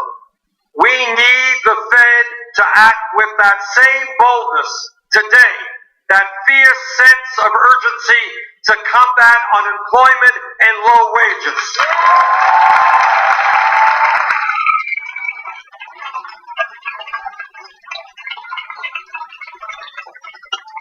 We need to structurally reform the Federal Reserve to make it a more democratic institution responsive to the needs of ordinary Americans, not just Wall Street.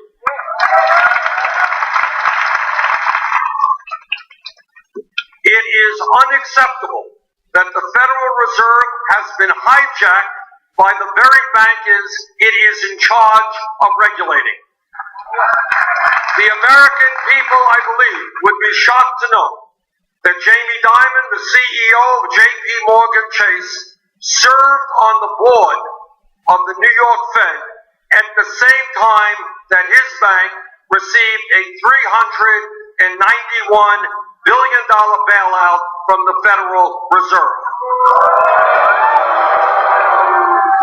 That is a clear conflict of interest that I will ban as president.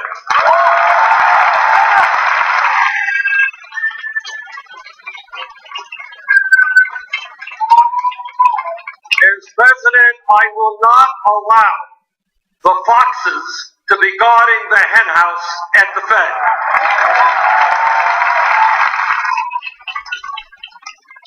Under my administration, banking industry executives will no longer be able to serve on the Fed's boards and handpick its members and staff.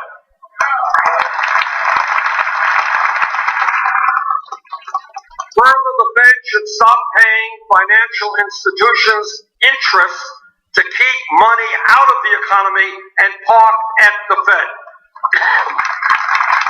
Incredibly, the excess reserves of financial institutions that are sitting in the Federal Reserve have grown from less than $2 billion in 2008 to $2.4 trillion today. That is absurd. Instead of paying interest on these reserves, the Fed should charge them a fee that can be used to provide affordable loans to small businesses to create jobs all over America.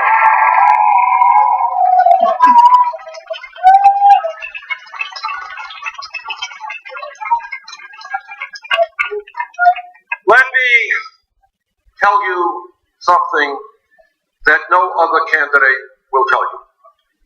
No president, not Bernie Sanders or anyone else, can effectively address the economic crises facing the working families of this country alone.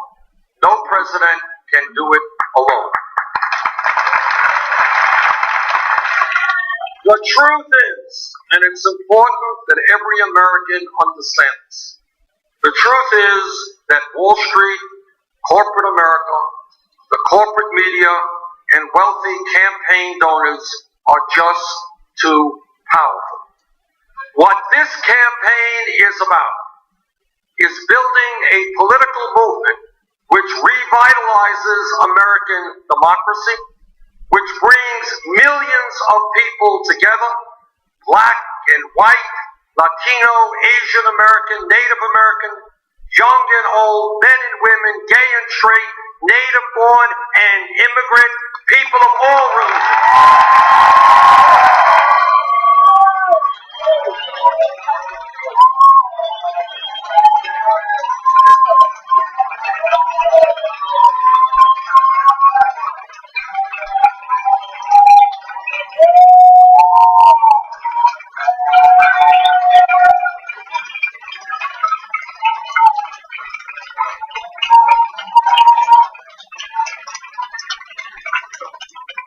Yes, Wall enormous economic and political power.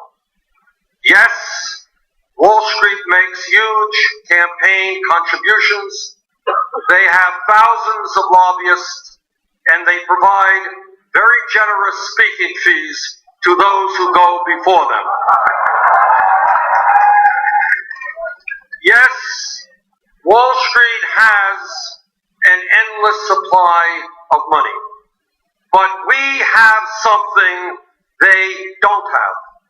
And that is that when millions of working families stand together, demanding fundamental changes in our financial system, we have the power to bring about that change.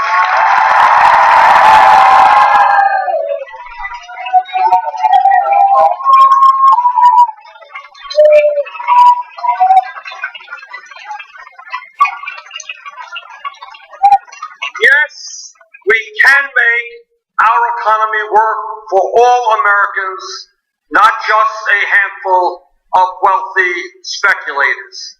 And now more than ever, that is exactly what we must do.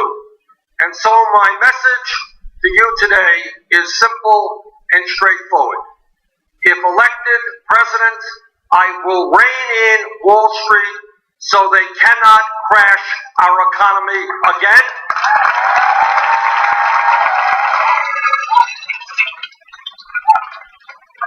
Will the folks on Wall Street like me? No. Will they begin to play by the rules if I am president? You better believe it.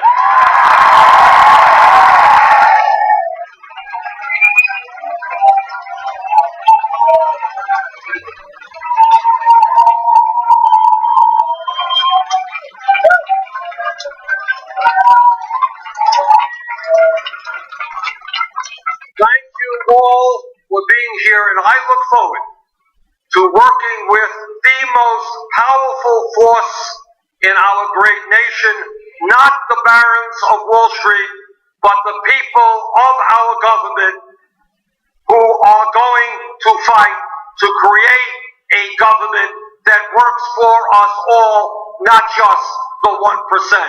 Thank you all very much.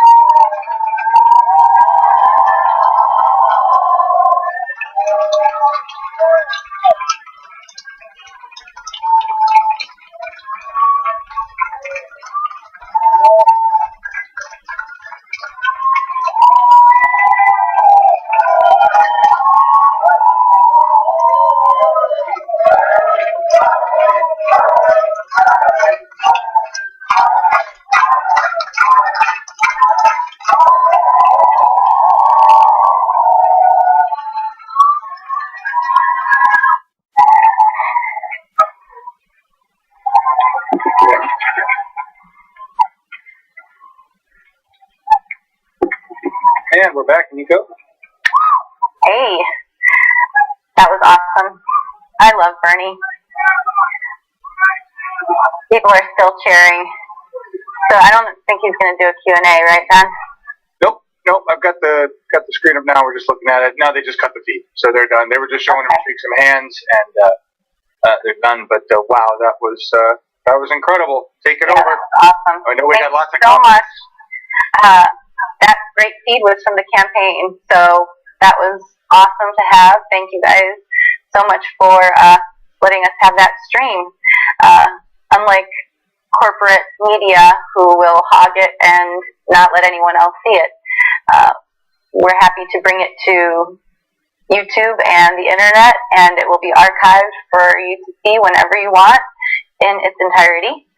And that was such an amazing speech, very inspiring. Ironically enough, Ryan, he touched on a lot of the points that we touched on in our pre-show, and I want to read a paragraph from the article in the rundown. And when he said the 390 billion number, I knew because he wrote this article. So let me just read that real quick. John, do you have that article? It's the Bernie Sanders Reign in Wall Street, Fix the Fed article. And here it says, what went wrong with the Fed? The chief executives of some of the largest banks in America are allowed to serve on its boards. During the Wall Street crisis of 2007, Jamie Dimon, the chief executive and chairman of JP Morgan Chase, served on the New York Fed's board of directors while his bank received more than $390 billion in financial assistance from the Fed. Next year, 4 of the 12 presidents at the Regional Federal Reserve Bank will be former executives from one firm, Goldman Sachs. These are clear conflicts of interest, the kind that would not be allowed at any other agencies. So that is just really significant, and that was one of the last things he said about the Fed. And like you, Ryan, I am so happy he's taking on the Fed because it was one of the things that I always thought we could have some common ground on with Republicans, conservatives who always wanted to have the Fed audited. So this is something that they can look at Bernie and say, hey, he's representing my views. He's talking to my interests and my benefit, and he's looking out for me. So that is something that I really appreciated. How about you? I think you're muted, right? Oh, yeah. Sorry, everybody. But yeah, like you were saying, it's just a simple request for an audit, a little transparency, and to, be open about the handling of, our entire country's money and banking system. So it's about time that someone stands up to the Fed, and hopefully Bernie will have the chance to do that. Yeah, I can't understand how Jamie Dimon is not punished for that conflict of interest, whereas a normal citizen with a fraction of that kind of conflict of interest would not be allowed to participate in those kinds of things. I wonder what the chat is thinking about that. Celeste, do they have any comments on that? Or anything in general? Yeah, actually, throughout the entire speech, the entire chat room was lit up with, cheers and applause themselves. Everyone is voicing support for everything as Bernie is saying. When it comes to breaking up the Fed, you've got comments regarding that. When it comes to, breaking up the big banks, there's comments on that. But there's a couple of ones that I really want to highlight. And I'm going to start back with, pardon me, the ranting rooster. Yeah, buddy, go after the ratings agencies. Many comments on that area of Bernie's talk. We have just a little announcement that Bernie's going to be on the nightly show this evening on Comedy Central. And then DI Freight Watcher, no place at the table for Wall Street. Like what Bernie is saying, help him out by phone banking or making a donation today. We've got Jen Bailey making the comment that he wasn't kidding when he said Wall Street and corporations wouldn't like him. No ATM fees and economic exploitation of the poor. I totally agree. I was sitting here, going rah, rah, rah at that point. Music Addict makes a great point and says if you want Bernie Sanders to get into the White House, then you must vote in the primaries. Unless he wins in the primaries, he can't get to the general. Just keep that in mind. Diana Francisco made the comment. This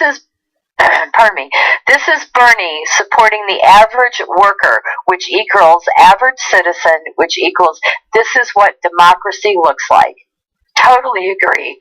When Bernie was talking about banking issues and people having limited banking choices when you're poor, we need critical thinking made the comment that Bank of North Dakota, America's only socialist bank, is thriving during downturn. And there's apparently a video you can go see that talks about that. Tony Stark fan pointed out, Hillary and Donald Trump are becoming the new Kardashians. No one who actually cares about America likes them, but they're all over the news.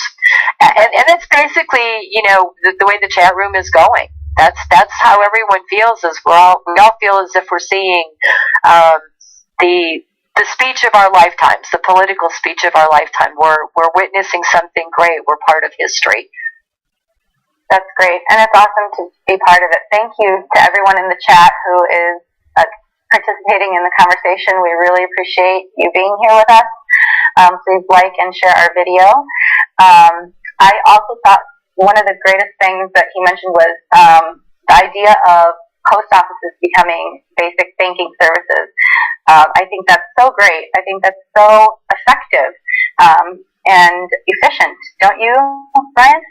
Definitely. I mean, there's these check cashing places are charging crazy fees to, a predominantly poor customer base that's cashing their checks there. And for the post office, which is already one of the most lucrative socialist programs in history, to take on these minor banking jobs would just give a lot of people a break and save them some money and, shut down these check cashing places that just steal money from people who are already low income.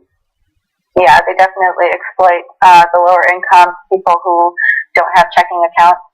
I think that would be a wonderful idea, and I think that's why during Obama's term we heard so much about let's end the Postal Service. Remember that? Yeah, just ridiculous. Yeah, and I think the use of the post office would take away business from the bank if people use their services rather than the bank services. I'm sure the banks are not going to like that, but they don't need to be doing that kind of thing in such huge amounts because they're actually exploiting the people, and the post offices wouldn't be. They would be a government agency that would be overseen, again, by regulators who need to have the teeth, as Celeste said, to be able to enforce those regulations. And they would be under strict regulations. I mean, post offices wouldn't be using your deposits to gamble with, right? So if Glass-Steagall were reinstated, then the banks could be separated into the gambling with your money, or with money, not our money necessarily, but taking risk on much more so than a bank that only services the consumers and deposits. Well, and the thing with the post office taking on the basic banking too is that a lot of their clientele are going to be people who don't even have bank accounts, who don't have the opportunity or the income to, why would I even bother having a bank account if I'm living check to check? It's the people who rely on these cash checking schemes for, getting their money to pay their bills, and the Postal Service would just be providing them with a great service, and yeah, the banks can suck it, if you ask me. Definitely. I wanted to read one more paragraph from an article, John, in the rundown. That was the one for the wealthiest private tax system saves them billions. It basically says, with inequality at its highest levels in nearly a century and public debate rising over whether the government should respond to it through higher taxes on the wealthy, the very richest Americans have financed a sophisticated and astonishingly effective apparatus for shielding their fortunes. Some call it the income defense industry, consisting of a high-priced phalanx of lawyers, estate planners, lobbyists, and anti-tax activists who exploit and defend a dizzying array of tax maneuvers, virtually none of them available to taxpayers of more modest means. In recent years, this apparatus has become one of the most powerful avenues of influence for wealthy Americans of all political stripes. So they use these, these people that are experts, lawyers, estate planners, lobbyists that we don't have access to as individuals, so they can, maneuver their money, move their money around, use all the loopholes they can to save themselves a buck. And that paragraph really stood out to me. Yeah, I mean, that's what we have to do. Is there's all these loopholes, there's all these ways for people to move their money around. Well, not people. I shouldn't say people like it's you and me, but for these millionaires and billionaires and CEOs to move their money around to places that, benefit them and are tax-free and whatever, it's someone needs to regulate, someone needs to step in and tell them that they can't do everything that they want to do, which is totally reasonable. Yeah, they have been unreasonable, so we need to rein them in for sure. Celeste, I'm going to go to you for some thoughts and then some more comments. Sorry, I'm over in chat just pulling, comments out, posting them so that John can get them up. I wanted to grab as many as possible because, it goes back to everyone is in agreement with, what Bernie is saying, that we just have a system that doesn't work. It works for a handful of people, and basically when you hear wealth transfer, Bernie is describing kind of the system of wealth transfer. That's just one of many systems. But he gets to the heart of it. 37% of our economy, I believe, is the number, is based on finance. So it's money making money. Yeah. Do you guys remember that guy, Joe the plumber, when Obama said in the video that we need to spread the wealth a little bit, and there's this huge deal made out of this one guy, Joe the plumber, that said, some comments that resonated with Republicans, and that's what they don't want. They don't want the wealth spread around. Well, what the hell do you want? Do you want all your taxes, all your hard work, all of the money that we are supposed to invest back into ourselves to go back into, or to go to a few handful of people where the wealth is so concentrated that it destroys the middle class and puts us into poverty and, turns us backwards? That's not what we want, and that's not what we're going to have. But to them, that's free market. That's free market to them. That is exactly what free market means. Is a consolidation of a handful of businesses into a handful of people where you have virtually no choice. It's a form of slave mentality because you don't have any choice. Your freedom is an illusion under the system right now. You don't have a government that works for us. We have a government that works for the people who own the government, and it is not us any longer. Yep. And there are so many better alternatives. And John, you had mentioned when you heard Michael Moore's new movie is coming up that you wanted to mention it. And so I wanted to bring it up because it's kind of relevant here. It's in the rundown. There was a part of an old Michael Moore speech where he was rallying with the Wisconsin labor protesters, and I put in a little time clip that it's a 4-minute clip. John, I don't know if you want to play that or if you want me to just kind of read this clip from Democracy Now! Yeah. Talk about it here. So I haven't run from this player. Yeah. So just go ahead and talk about it here. We can talk about it. Okay. It's basically a clip that really resonated with me. If you guys don't mind me reading it, it's just so perfectly relevant to what we were talking about. Let me just real quick get to that page. It was from, I don't know what year it was from, it was just a few years ago, and I know Scott Walker has done a lot to Wisconsin labor rights. And this one here, he says, "The nation is not broke, my friends. There's lots of money to go around, lots and lots. It's just that those in charge have diverted the wealth into a deep well that sits on their well-regulated estates. They know what that they have committed crimes to make this happen, and they know that someday you may want to see some of that money that used to be yours. So they have bought and paid for hundreds of politicians across the country to do their bidding for them. But just in case that doesn't work, they've got their gated communities, their luxury jet that's always fully fueled, the engines running, waiting for that day that they hope never comes. To help prevent that day when people demand their country back, the wealthy have done two very smart things. They control the message, which is the media. By owning the media, they have expertly convinced many Americans of few means to buy their version of the American dream and vote for their politicians.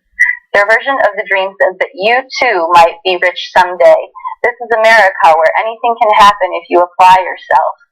They have conveniently provided you with believable examples to show you how a poor boy can become a rich man, how the child of a single mother in Hawaii can become president of the United States, and how a guy with a high school education can become a successful filmmaker. Don't fall for it. They will play these stories for you over and over again all day long, so that the last thing you'll want to do is upset the apple cart, because yes, you too might be rich President Oscar winner someday. The message, though, is clear. Keep your head down, keep your nose to the grindstone, don't rock the boat, be sure to vote for the party that protects the rich man that you may someday be. And I think that is just so incredible, because that's exactly right on. It hits the nail on the head. They want to protect their own class. They don't want to give you the opportunity to get into it. It's bad.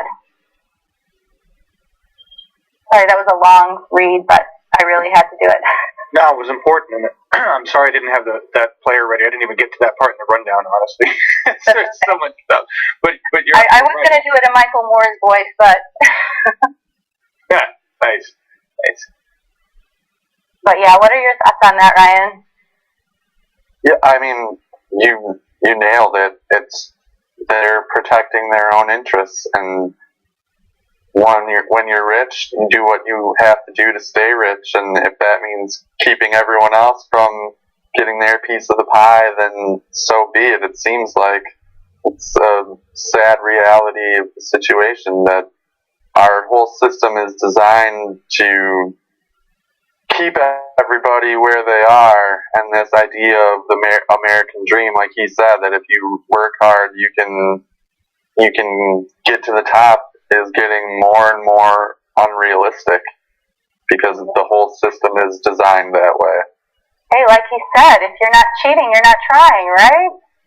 Yeah, exactly. I want to jump in here real quick, Nico, and just make a quick comment on that. Bernie talked about J.P. Morgan Chase, and there's an interesting history channel, I think it is, it's running around right now, called The Men Who Built America. Watch that special. There's a decent part of it that's actually true, and it'll teach you about where the Fed came from. And actually, the Fed was set up, and it was the very most basic of terms. A lot of people have a lot of argument and discussion about this, but in the late 1800s, we had a financial crisis, and the Fed was set up to save the government from this financial crisis. What it actually did was put our federal government financial funds in the hands of rich people. That's what the Fed was. And it was a big crock, and it saved America, and it was whatever, but it never should have happened that way. And J.P. Morgan was the orchestrator of this. Okay? So they have been screwing America for more than 100 years. And that's just a small portion of the history. We are repeating history, folks. We are repeating a lot of the history that we went through in the late 1800s, early 1900s. And it's sad that we didn't learn our lesson last time. And we have the internet this time to fix that. But go read the history on that. We are repeating history. J.P. Morgan, the Morgan Bank, Chase Bank, they have really screwed America for a long, long time. Yeah, that's insanity. What's the name of it again? The Men Who Built America? Yeah, The Men Who Built America. It was an interesting series, and it was designed to talk about how great these men were. J.P. Morgan and Carnegie and Rockefeller and these wonderful magnets of commerce and capitalism. But when you listen to the story, you're like, wow. And you think about where we're at today, and you go put all the other pieces in a story, because I believe that the Men Who Built America was sponsored by Bank of America. Don't quote me on that, but I'm pretty sure it was sponsored by Bank of America. They do a lot of these things that make their history look much more pleasant. Isn't this beautiful? But the truth is, Carnegie and Rockefeller and Morgan, these were all people that were fighting tooth and nail every single labor law, every single change that Roosevelt wanted to make about their industrial revolution. These guys are revered now because they took a lot of their wealth later on when they were old and felt bad and invested it in America. But at the beginning, they were screwing America hand over fist, just like corporations are doing today. They were bankers and rich people screwing America. Today, we have bankers and rich people screwing America. And let's not forget how they bought the election with McKinley. There you go. Yeah, that's a whole other piece of it, Janine. This is just, they bought the election with McKinley. It's sad. It's sad. America has been at the banks and rich people and corporations have been manhandling us for more than 100 years, and it's time we take this country back. Absolutely. We are not going to let that happen again. And just to continue with the Michael Moore movie that's coming out, John, that you wanted to promote, it's called Where to Invade Next. And you want to talk about it? Go ahead. Yeah, I know you wanted to talk about it, so yeah. Just a little bit. This is an interesting. So Michael Moore's got this new film coming out, and I know it's going out in limited release. And I'll just, hey, Michael Moore, I would love to work with you on a screening through Bernie 2016 TV of this film. It looks phenomenal. What you're doing is absolutely fantastic. I'm a big fan.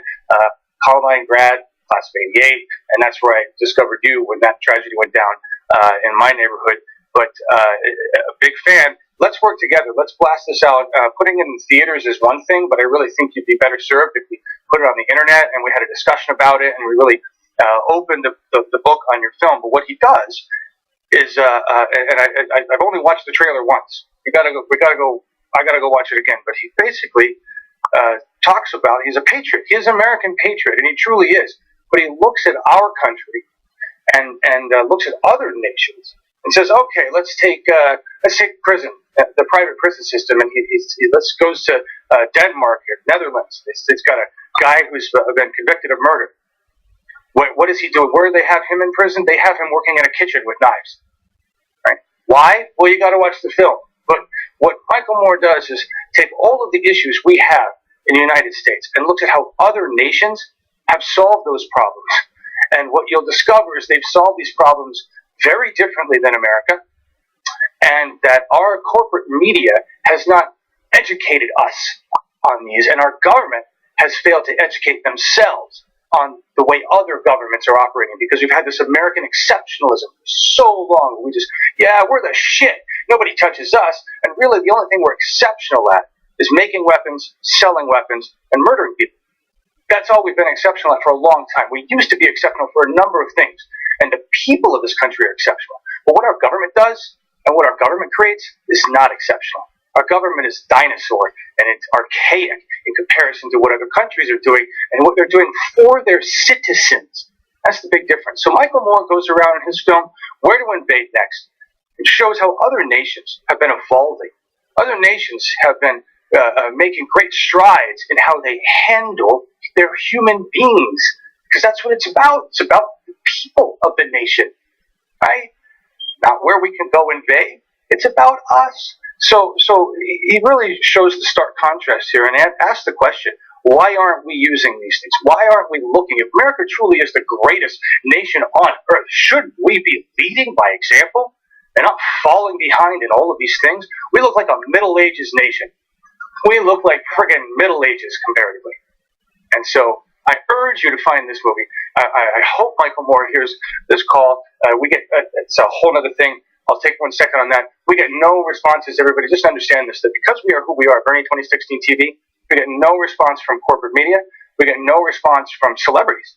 Celebrities will not talk to us. We've invited many on, many who have said they feel the burn. But they, in my opinion, will not talk to us and cannot, because they are still getting paid by corporate media. And that's a contrast there. And at some point, journalists and celebrities are going to need to take a real stand against their own paycheck cutters and say, you know what, I'm not going to work for you because you're actually fighting against me. And so I'm waiting for celebrities and other people to come here. Michael Moore is independent. I hope that this film is wholly independent of corporate media, and I'm sure it is. So I'm hoping that he will come work with us. But there, that covers the film. Back to you, Anita. Yeah, that would be nice. One other thing, real quick, that about the film, he ties in patriotism, like you said. He goes to other countries, but the right has kind of hijacked this term, patriotism and the flag, and they've so ingrained it into the right-wing philosophy. And Michael Moore kind of turns that on its head because he basically shows us that it's not the fact that where this idea to solve this problem comes from. If we do it, it's an American patriotic thing to solve the problems of the people. So I think that's a really relevant point. So yeah, I can't wait to see this movie. Me either. What else you guys want to talk about? Let's wrap this and get on. Yeah, let's wrap it up. Do you want to check the chat one last time, Celeste? Yeah. Brian, any final thoughts? 371 watching now. Hey guys. Hey everybody. Celeste, anything in the comments? Oh, I'm just going through, and we've got people basically, again, following along in chat with the conversation that y'all are having, pointing out some things as John was talking. It's indeed in the history books and not contested, just overlooked. That was from Casey Stokes. If you live in Mississippi, they have open primaries. That's just a heads up to anyone in Mississippi. Sue said that they should change the title to Greedy Bastards That Built a Playground for Themselves. I believe she's referring to what you were talking about just a few minutes ago. That's the general, feeling within the chat room. Nice. I'm glad Crunch said that Mississippi have open primaries. I want to say in Arizona we do not have open primaries. So the last thing on my rundown, John, is just a quick local mention of Senator Martin Quezada, who we're going to have on We the People on the 14th, as well as Representative Richard Andrade put forth an emergency bill to allow independents in Arizona to vote in the primaries for 2016. So they're trying to get that in there so we can expand Bernie's voter base there. So that was my last. SB 1027. And we're going to have Martin on our show. Yep, on the 14th he's going to be on and we can talk about it. So I'm looking forward to that show. And it was wonderful to host with you, Ryan and Celeste. Thank you, everybody in the chat. Please like and share our video. We appreciate you being there. And John, we'll go out with our final clip. Oh, no. Let everybody get some final statements. We did a fantastic job. So, Nico, you're gonna say last words. Ryan, I want you to give your thoughts to everybody. What do you have to say about Bernie's historic speech today? 30 seconds. Yeah, I thought today's speech was just wonderful. I love when he does these sort of specialty speeches and gets to delve a little deeper into his plan. And I think we heard a lot of things that we as a people know need to be done. And these are things that are going to help everybody and make our country a lot better. So let's go out and get Bernie elected and help him do these great things. Oh yeah. Celeste?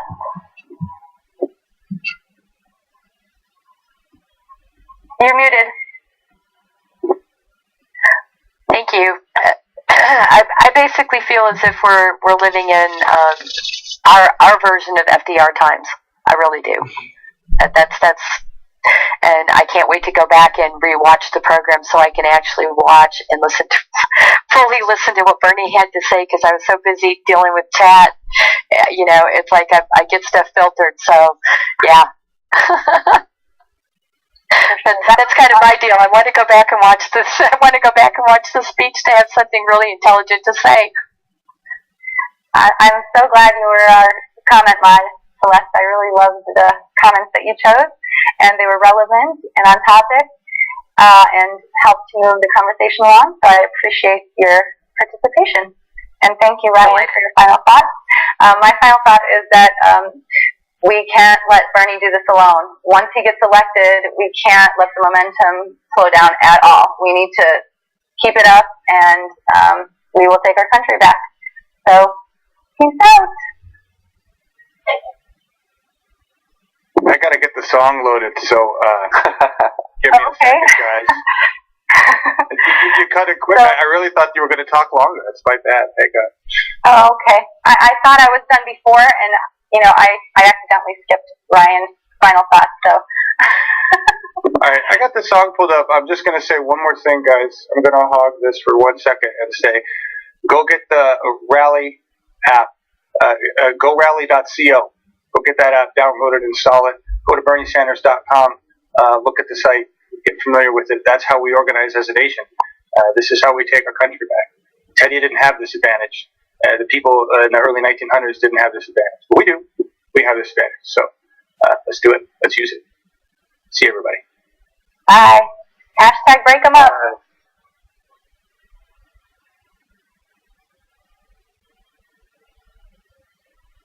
Well, let me tell you something that no other candidate for president will tell you.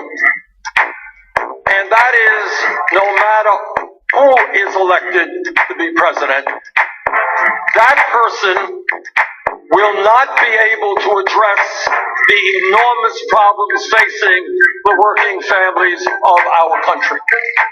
They will not be able to succeed because the power of corporate America, the power of Wall Street, the power of campaign donors is so great that no president alone can stand up to them. That is the truth.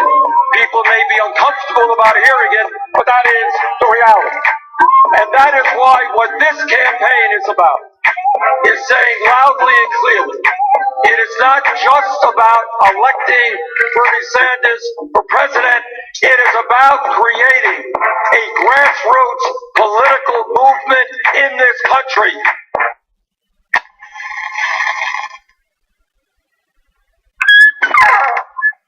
Huge.